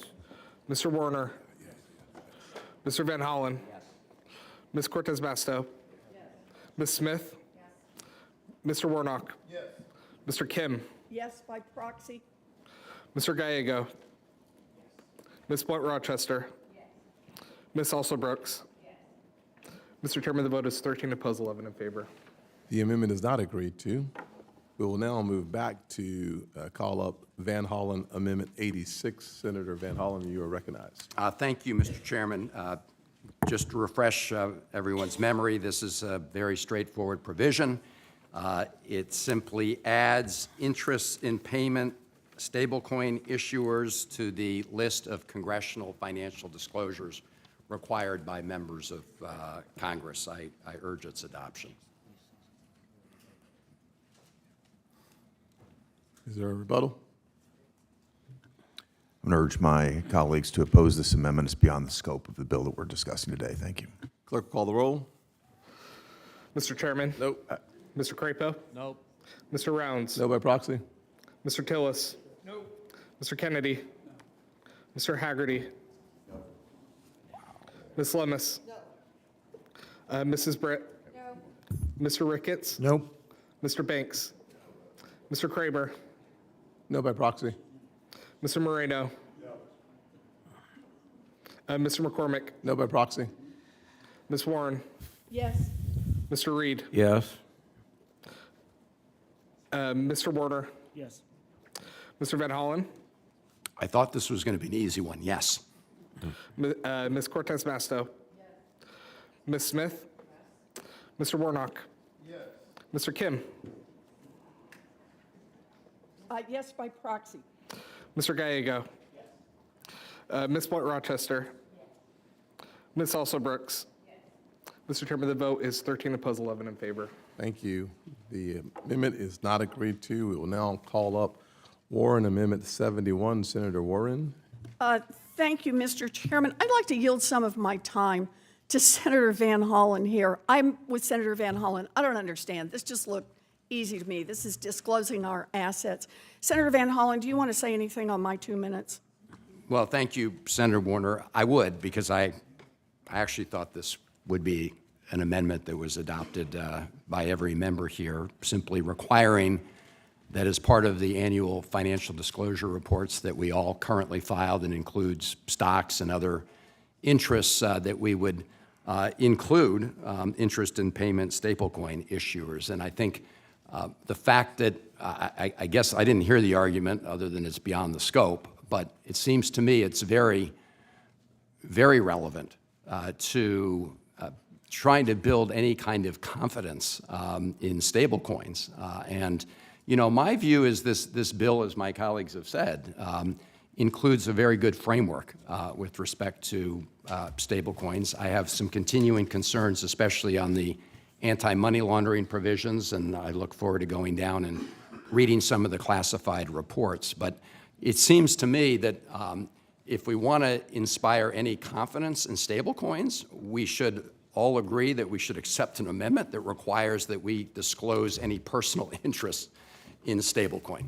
That would seem to be a starting point, it seems to me, with respect to transparency. So thank you, Senator Warren. And again, I'm disappointed that that amendment failed. So let me just say thank you, and let me just say on this amendment, we're supposed to be here to protect sanctions. That's a tool we want to be able to use against bad actors around the world.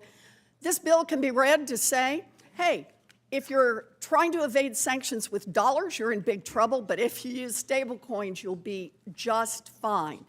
I don't think that was the intent of the drafters. This is an amendment that just clarifies that the same sanctions rules apply to stable coins as they do to dollars. I ask people to support this. This one ought to be easy, too. The clerk will call the roll. Mr. Chairman. No? Mr. Crapo. No. Mr. Rounds. No. Mr. Tillis. No. Mr. Kennedy. Nope. Mr. Hagerty. No. Ms. Lummis. No. Mrs. Britt. No. Mr. Ricketts. Nope. Mr. Banks. No. Mr. Kramer. No by proxy? Mr. Moreno. No. Mr. McCormick. No. Ms. Warren. Yes. Mr. Reed. Mr. Warner. Yes. Mr. Van Hollen. Ms. Cortez Masto. Ms. Smith. Mr. Warnock. Mr. Kim. A yes by proxy? Mr. Gallego. Ms. Blunt Rochester. Ms. Alsobrooks. Mr. Chairman, the vote is 13 opposed and 11 in favor. The amendment is not agreed to. We will now move to Warren number 49. Senator Warren, you're recognized, ma'am. Thank you. As every member of this committee knows, community banks are the lifeblood of our economy. They help small businesses get off the ground. They help first-time home buyers finance mortgages. They help small farmers stay afloat, and so much more, all while meeting the unique needs of the communities they serve. Unfortunately, the Genius Act has the potential to devastate community banks all around this country. Deposits could flow out of community banks into the stablecoin market, leaving fewer funds available for lending to small businesses and households, especially in rural communities where credit is increasingly scarce. This could have a drastic impact on community banks' ability to lend to small businesses, to serve our towns, to meet local needs. And that's why I'm calling for a vote on Warren 49. This amendment would require the Treasury Department to assess the impact of the Genius Act on community banks' ability to serve households and small businesses. If the Treasury Department finds after 5 years that the Genius Act has had a negative impact, the act will sunset and stablecoin issuers will be required to redeem their coins. All we're asking for here is a study to find out what happens to our community banks. We stand up over and over and over and talk about how important they are to us. Then let's just put our money where our mouth is, say, let's keep track of what happens after 5 years in this new stablecoin regime and make sure our community banks are fully protected. I ask for a yes on this. Mr. Chairman. Senator Hagerty. The Genius Act already includes an annual reporting requirement on the potential financial stability risks that are posed to the safety and soundness of the broader financial system by payment stablecoin activities. This reporting would include any impacts on the banking sector, and that includes community banks. We recognize the important role that community banks play in our community, but creating a sunset provision for this legislation makes the entire bill unworkable, and it doesn't provide clarity to the stablecoin industry. So I'm going to urge my colleagues to oppose this amendment. Thank you. Clerk will call the roll. No. Mr. Crapo. No by proxy. Mr. Rounds. No. Mr. Tillis. No. Mr. Kennedy. No. Mr. Hagerty. No. Ms. Lummis. No. Mrs. Britt. No. Mr. Ricketts. No. Mr. Banks. No. Mr. Kramer. No. Mr. Moreno. No. Mr. McCormick. No. Ms. Warren. Yes. Mr. Reed. Mr. Warner. Mr. Van Hollen. Yes by proxy. Ms. Cortez Masto. Ms. Smith. Mr. Warnock. Mr. Kim. Yes by proxy. Mr. Gallego. Ms. Blunt Rochester. Ms. Alsobrooks. Mr. Chairman, the vote is 13 opposed and 11 in favor. The amendment is not agreed to. We will call up Warren number 69. Senator Warren, you're recognized. Thank you very much, Mr. Oops, there we go. Thank you, Mr. Chairman. Most crypto transactions are publicly preserved on the blockchain, so there's an opportunity to monitor the flows of money for malicious activity if it isn't obscured by mixers and tumblers. It's important that stablecoin issuers have the ability to freeze and burn stablecoins once law enforcement identifies unlawful conduct. But too often, that after-the-fact approach leaves our authorities scrambled. This committee can and should help law enforcement get the information they need as quickly as possible. This amendment would help make that fix by requiring issuers to monitor their blockchains and report suspicious activity to law enforcement the way every other responsible bank and financial institution already does. Otherwise, these issuers can just turn a blind eye to the criminal financing that's right there in plain view, whether it's moving money to drug traffickers or funding child pornographers or moving money to Iran. I urge the committee to give a yes vote to this amendment. Senator Hagerty, you're recognized. Thank you. Requiring issuers to monitor transactions on various blockchains would be costly, it'd be time-consuming. Under the Genius Act, stablecoin issuers must already comply with the Bank Secrecy Act, including filing suspicious activity reports and cooperating with law enforcement. Therefore, I'm going to urge my colleagues to oppose this amendment. Thank you. Clerk will call the roll. Mr. Chairman. No. Mr. Crapo. No by proxy. Mr. Rounds. No. Mr. Tillis. No. Mr. Kennedy. No. Mr. Hagerty. No. Ms. Lummis. No. Mrs. Britt. No by proxy. Mr. Ricketts. No. Mr. Banks. No. Mr. Kramer. No. Mr. Moreno. No. Mr. McCormick. No. Ms. Warren. Yes. Mr. Reed. Yes. Mr. Warner. Yes. Mr. Van Hollen. Yes by proxy. Ms. Cortez Masto. Yes. Ms. Smith. Yes. Mr. Warnock. Yes. Mr. Kim. Yes by proxy. Mr. Gallego. Yes by proxy. Ms. Blunt Rochester. Yes. Ms. Alsobrooks. Yes. Mr. Chairman, the vote is 13 opposed, 11 in favor. The amendment is not agreed to. We will now call up, I believe it is our last amendment, which is amendment number 52 by Senator Warren. You are now recognized. Okay. So the last amendment I'm going to offer here today addresses the fact that this bill lacks the basic safeguards to make sure that stablecoins don't blow up our entire economy. Under this bill, regulators are severely constrained in their ability to apply capital and liquidity safeguards to stablecoin issues, increasing the likelihood that stablecoin issuers experience debilitating runs, sell off assets at fire sale prices, and destabilize our financial system. The bill uses language designed to prevent regulators from applying meaningful safeguards to stablecoin issuers, instead, quite frankly, just letting them run wild. The last time this committee came together to deregulate a key part of the financial system was 2018. Large regional banks It blew up just 5 years later in the spring of 2023 when we saw the second, third, and fourth largest bank failures in U.S. history. At some point, we need to stop making the same mistakes over and over again. Warren 52 would reduce these risks. Specifically, it would restore regulators' ability to apply capital, liquidity, and other risk management safeguards to stablecoin issuers. And I just have to say, as we wrap this up, it would be crazy to advance this bill when it's got so many holes in it that have been pointed out, and to advance it at the exact moment that news is breaking about Donald Trump trying to create his own stablecoin with an outfit that is notorious for breaking the law. This makes no sense for us to do this.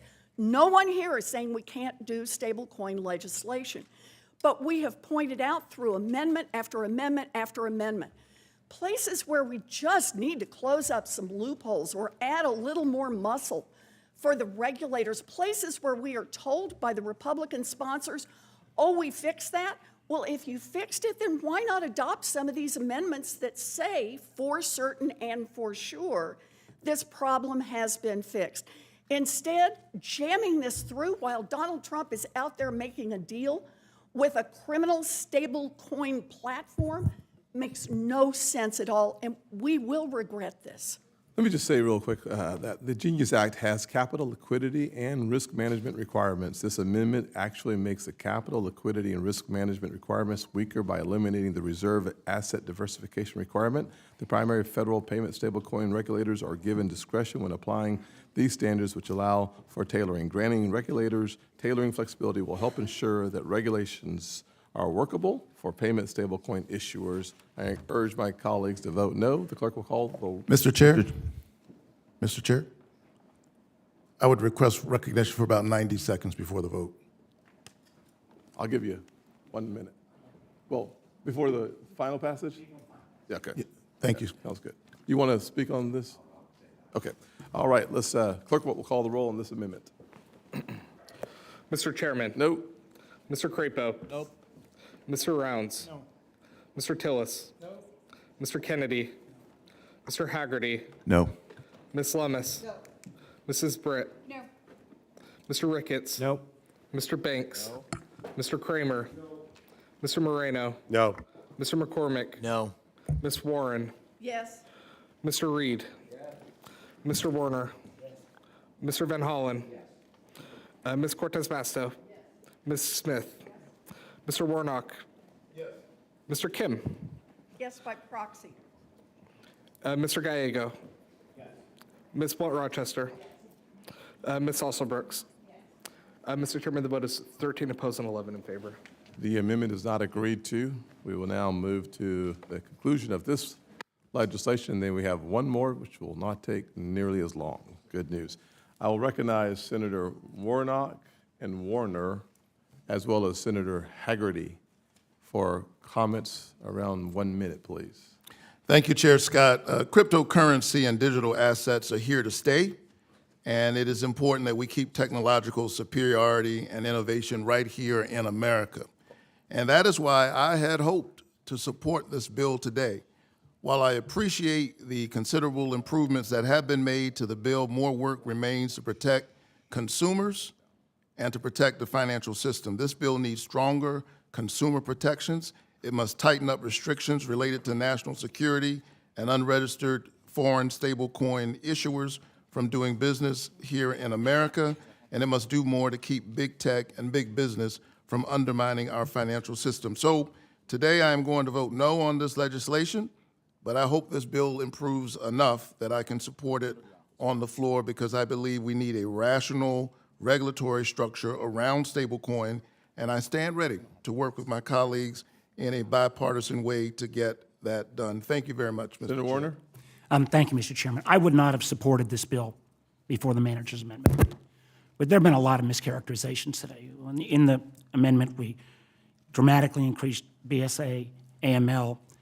We actually made it easier to seize and freeze. We put criminal penalties in place.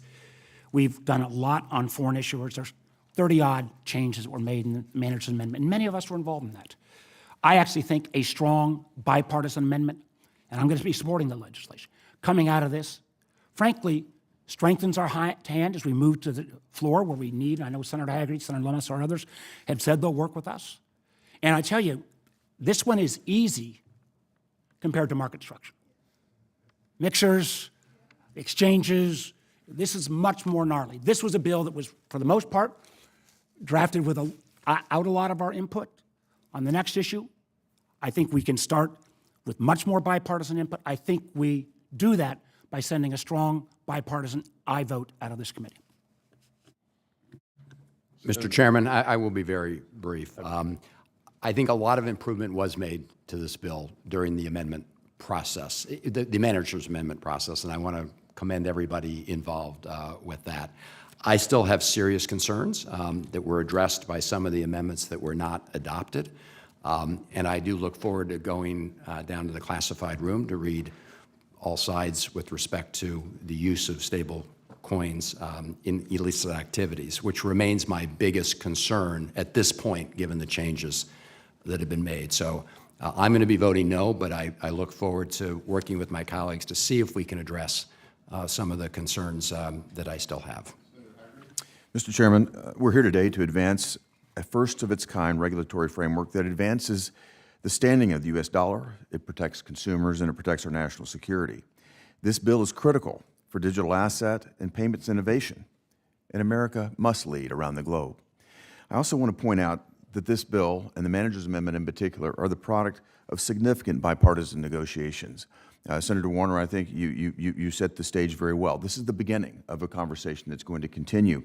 And many of the issues and amendments that are brought up today, I think, will fit well into further conversations about market structure. But the critical element today is that we have worked extraordinarily hard. I mean, you just asked the staffs of Senators Warner, Gallego, Alsobrooks, Senator Gillibrand. All of those staffs have worked their hearts out along with us, and I very much appreciate the effort that's gone into it, and I very much look forward to taking this major step in the direction of supporting a critical technology and critical innovation here in America. Thank you. I'll just say that while I appreciate the hard work and frankly the debate, maybe the 38 people watching us on C-SPAN are not used to seeing the sausage-making process. It's not nearly as attractive as it sounds like when you're just talking about it. When you're talking about it, it does sound very attractive to me. However, I will say that this is an open process, and that's the beauty of the United States Senate, and frankly, the Senate Banking Committee returning to that regular order is frankly an accomplishment. This legislation, the Genius Act that I'm a co-sponsor of, is a leap in the right direction.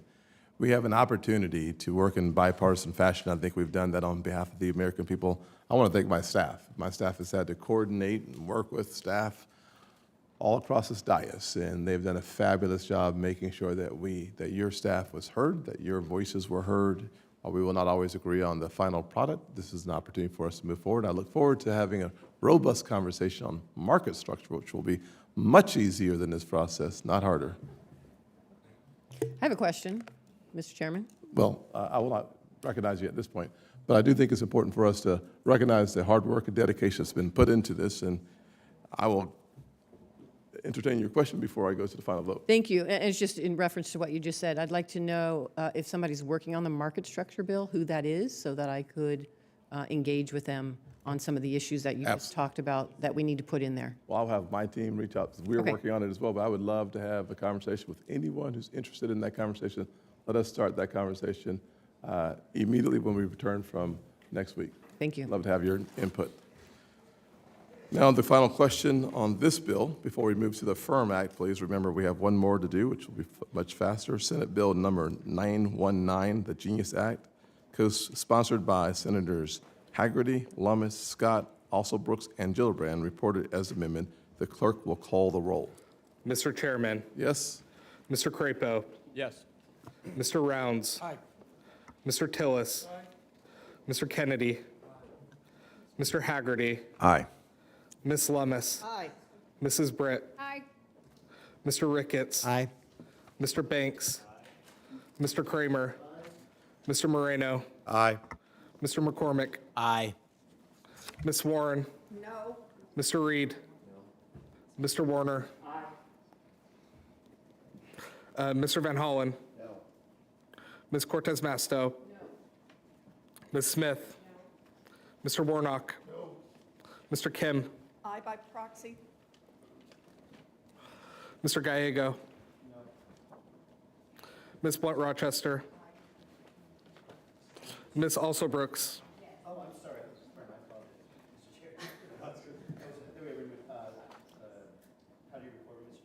I record you as you're about to say. Yes. Okay, good. I like that better than no, so that's great. Voting aye. Okay. Ms. Alsobrooks? Yes. Mr. Chairman, the vote is 18 in favor, 6 opposed. The ayes have it. Senate Bill 919 is hereby ordered reported as amended to the full Senate.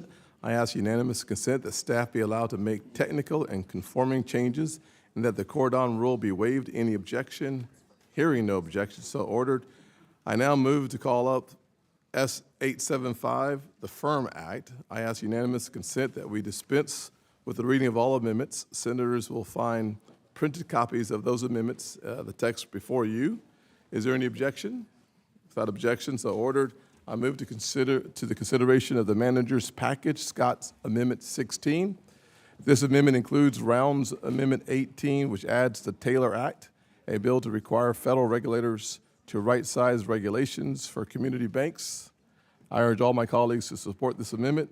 Would anyone like to speak on the amendment? Senator Rounds. Mr. Chairman, and I will be very quick. I'd like to thank you for including my bill, the Tailor Act, in the manager's amendment. During the previous administration, financial institutions across South Dakota were negatively impacted by burdensome, unnecessary regulations due to disproportionate compliance costs, with consumers ultimately paying the price. The Tailor Act mandates that federal financial regulators consider individual financial institutions' risk profiles when formulating regulations. It also requires these agencies to submit an annual report to Congress detailing regulatory adjustments and bank supervision modernization efforts. I want to thank the co-sponsors of the bill, Senators Kramer, Daines, Hagerty, Lummis, and Tillis. Paired with the Firm Act, this is just plain common sense to get our financial regulators refocused on their statutory mandate, safety and soundness. Thank you, Mr. Chair. Thanks, sir. Is there any further discussion? Without it, I'll ask for a voice vote. All in favor say aye. Aye. All opposed? No. The ayes have it. We will now move to read Amendment number 10. Thank you very much, Mr. Chairman. And my amendment strikes this bill and replaces it with Section 10 of the Safer Banking Act, which this committee favorably reported last Congress on a bipartisan 14-9 vote. The Bipartisan Safer Banking Act and this amendment would prohibit the banking agencies from debanking people unless the agencies have a, quote, valid reason to do so. It would place guardrails around the regulators' use of reputational risk without eliminating the concept entirely. It would codify policies adopted by the banking regulators in 2018 when Donald Trump was president and Republicans were in charge of both houses. In contrast, this bill completely writes reputational risk out of the supervision, regulation, and enforcement. That sends a message that bank supervisors should not be raising red flags for a big category of risky activity. And I believe that's a mistake because reputational risk is financial risk. Just look at the 2008 subprime crisis.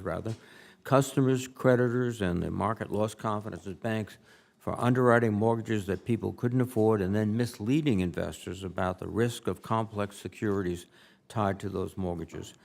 This amendment prevents debanking in a responsible way. I would ask for the yeas and nays and request a yea vote. I'll urge my colleagues to oppose this amendment. Section 10 of the Safer Banking Act was carefully crafted in an attempt to banking, and I commend those who drafted it. The Firm Act is a cleaner approach that strikes at the core of the issue by eliminating reputational risk altogether. We have seen regulators over and over use it in broad interpretive ways that compromises their authority from our perspective. I urge my colleagues to vote no. The clerk will call the roll. Mr. Chairman? No. Mr. Crapo? Nope. Mr. Rounds? No. Mr. Tillis? Nope. Mr. Kennedy? Mr. Hagerty? No by proxy? Ms. Lummis? No. Mrs. Britt? No. Mr. Ricketts. Nope. Mr. Banks. No. Mr. Kramer. No by proxy. Mr. Moreno. No by proxy. Mr. McCormick. No by proxy. Ms. Warren. Yes. Mr. Reed. Yes? Mr. Warner. Yes by proxy. Mr. Van Hollen. Yes by proxy. Ms. Cortez Masto. Yes. Ms. Smith. Yes. Mr. Warnock. Yes by proxy. Mr. Kim. Yes by proxy. Mr. Gallego. Yes by proxy. Ms. Blunt Rochester. Yes by proxy. Ms. Alsobrooks. Yes by proxy. Mr. Chairman, the vote is 13 opposed and 11 in favor. The amendment is not agreed to. We'll call up Reed Amendment number 13. Senator Reed, you are recognized, sir. I believe it's 11. 11? Even better. Yes. 11.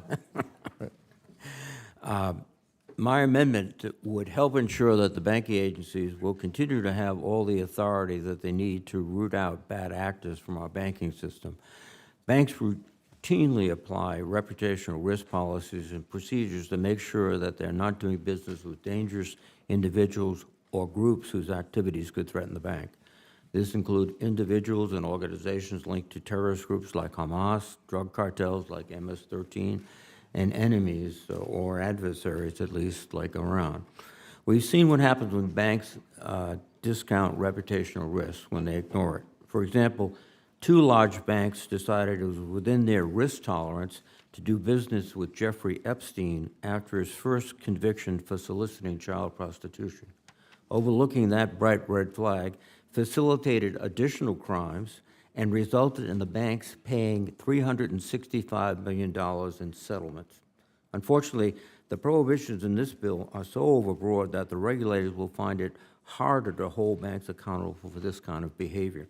I think there needs to be a clear distinction to allow the consideration of reputational risk when a bank overlooks chronic criminal behavior, like sex trafficking of a minor, because simply the client is very wealthy or lucrative and they're making money. My amendment will preserve this tool. In these and many other circumstances, I would ask for the yeas and nays. Thank you. Thanks, Senator Reed. I urge my colleagues to oppose this amendment. While I appreciate the spirit of this amendment, each of the activities listed are already crimes, and it would be illegal for a bank to engage in any conduct with these criminals. We have very explicit anti-money laundering and Bank Secrecy Act laws that prevent banks from doing business with any sanctioned nation, person, and identified affiliates, in addition to preventing them from doing any other illicit business. The FIRM Act does not in any way curtail regulators or law enforcement's ability to supervise for or penalize banks from doing business with criminals. The clerk will call the roll. Mr. Chairman. No? Mr. Crapo. Nope.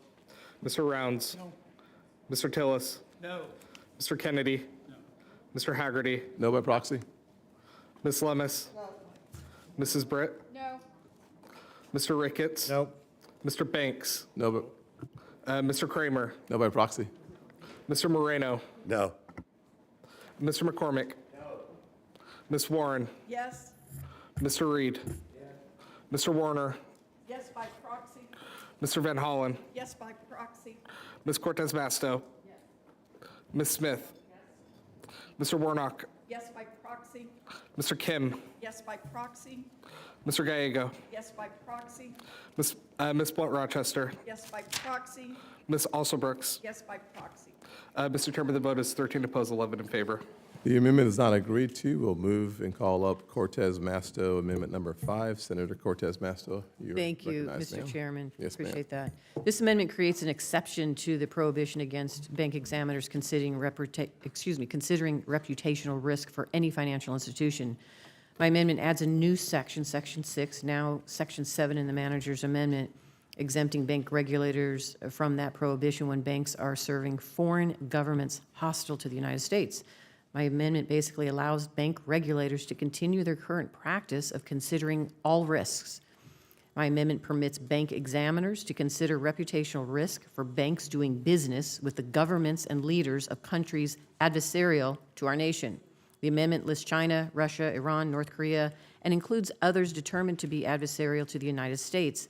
Bank examiners should still consider reputational risk for banks that serve the leaders of China, Russia, and other hostile powers. Remember the Riggs Bank scandal years ago. Riggs Bank went to great lengths to help former Chilean dictator Pinochet hide his stolen wealth. That money laundering scandal closed Riggs Bank, the largest bank then in Washington, D.C. Bill we are considering today prohibits bank examiners from considering reputational risk to any bank or credit union for any reason. Instead, bank regulators should consider the damage which may occur if a bank does business with dictators or their families, or bank regulators should consider the negative impacts to a bank that provides services to state sponsors of terrorism. That's just common sense, and I urge my colleagues to support me. I'll appreciate the sentiment of my colleague. I will encourage my colleagues to vote no. Adversarial nation states such as North Korea and Iran are subject to sanctions preventing banks from conducting business with them. It would be inappropriate for the Congress to grant financial regulators the authority to conduct foreign relations activity through the supervision of banks. The FIRM Act seeks to prevent banking regulators from abusing their authority to pick winners and losers. The bill does not discuss any one group, individual, or political ideology. It simply prevents regulators from picking and choosing. The clerk will call the roll. Mr. Chairman. Nope. Mr. Crapo. Nope. Mr. Rounds. No. Mr. Tillis. Nope. Mr. Kennedy. No. Mr. Hagerty. No by proxy? Ms. Lummis. No. Mrs. Britt. No. Mr. Ricketts. No. Mr. Banks. No. Mr. Kramer. No. Mr. Moreno. No. Mr. McCormick. No. Ms. Warren. Yes. Mr. Reed. Yes by proxy. Mr. Warner. Yes by proxy. Mr. Van Hollen. Yes by proxy. Ms. Cortez Masto. Oh, sorry. Ms. Smith. Yes. Mr. Warnock. Yes by proxy. Mr. Kim. Yes by proxy. Mr. Gallego. Yes by proxy. Ms. Blunt Rochester. Yes by proxy. Ms. Alsobrooks. Yes by proxy. Mr. Chairman, the vote is 13 opposed and 11 in favor. The amendment is not agreed to. I'll call up Cortez Masto, amendment number 6. Senator Cortez Masto, you are recognized. Thank you, Mr. Chair, and I withdraw amendment number 6. Thank you, ma'am. We'll call up your next amendment, ma'am, number 9. Thank you. So this amendment adds language to Section 7, which requires a report to Congress, and it's simple. The amendment would add to that report a requirement for regulators to list the names of all financial institutions which have more than half their net income from overdraft and/or non-sufficient funds fees. As part of that report, regulators should analyze and inform the public which banks and credit unions generate more than half their profits from overdraft or non-sufficient fund fees. At our hearing on debanking, we heard from witnesses who urged Congress and banking regulators to scrutinize banks where overdraft fees account for more than half of their profits. My amendment urges regulators to examine and report institutions whose main business is overdraft fees, and I request support for this amendment. Thank you, ma'am. I encourage my colleagues to oppose this amendment. The FIRM Act is a narrowly crafted bill dealing with bank supervision and abuse by bank regulators. The bill has nothing to do with any form of bank activities or revenue streams. It would be inappropriate to include a study on any form of bank activity in this bill. The clerk will call the roll. Actually, excuse me, Mr. Chair, it's not a study. It's a report, adding to the report that's already required in the bill. I'll Just change a my- clarification. Yes, great. From report to what she said. Clerk will call the roll. Mr. Chairman. Nope. Mr. Crapo. No. Mr. Rounds. No. Mr. Tillis. Mr. Kennedy. Mr. Hagerty. No by proxy? Ms. Lummis. No. Mrs. Britt. No. Mr. Ricketts. No. Mr. Banks. Mr. Kramer. Mr. Moreno. No. Mr. McCormick. Ms. Warren. Yes. Mr. Reed. Yes by proxy. Mr. Warner. Yes by proxy. Mr. Van Hollen. Yes by proxy. Ms. Cortez Masto. Yes. Ms. Smith. Yes. Mr. Warnock. Yes by proxy. Mr. Kim. Yes by proxy. Mr. Gallego. Yes by proxy. Ms. Blunt Rochester. Yes by proxy. Ms. Alsobrooks. Yes by proxy. Mr. Chairman, the vote is 13 opposed and 11 in favor. The amendment is not agreed to. With no further amendments, the question is now on ordering the bill, Senate Bill 875, the FIRM Act, reported as amended. The clerk will call the roll. Oh, yeah, we do. Yep, there he is. The clerk will call the roll. Mr. Chairman? Yes. Mr. Crapo? Aye. Mr. Rounds? Aye. Mr. Tillis? Aye. Mr. Kennedy? Mr. Hagerty? Yes, by proxy. Ms. Lummis? Mrs. Britt? Mr. Ricketts? Aye. Mr. Banks? Mr. Kramer? Mr. Moreno? Aye. Mr. McCormick? Ms. Warren? No. Mr. Reed? No by proxy. Mr. Warner? No by proxy. Mr. Van Hollen? No by proxy.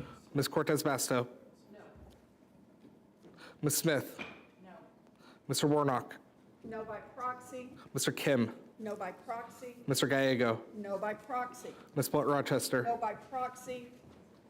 And Ms. Alsobrooks? No by proxy. Mr. Chairman, the vote is 13 in favor, 11 opposed. Thank you. The ayes have it. Senate Bill 875 is hereby ordered, reported as amended to the full Senate. I ask unanimous consent that staff be allowed to make technical and conforming changes and that the cordon rule be waived. Any objection? Hearing no objection, so ordered. Without any further statements, the executive session is now adjourned.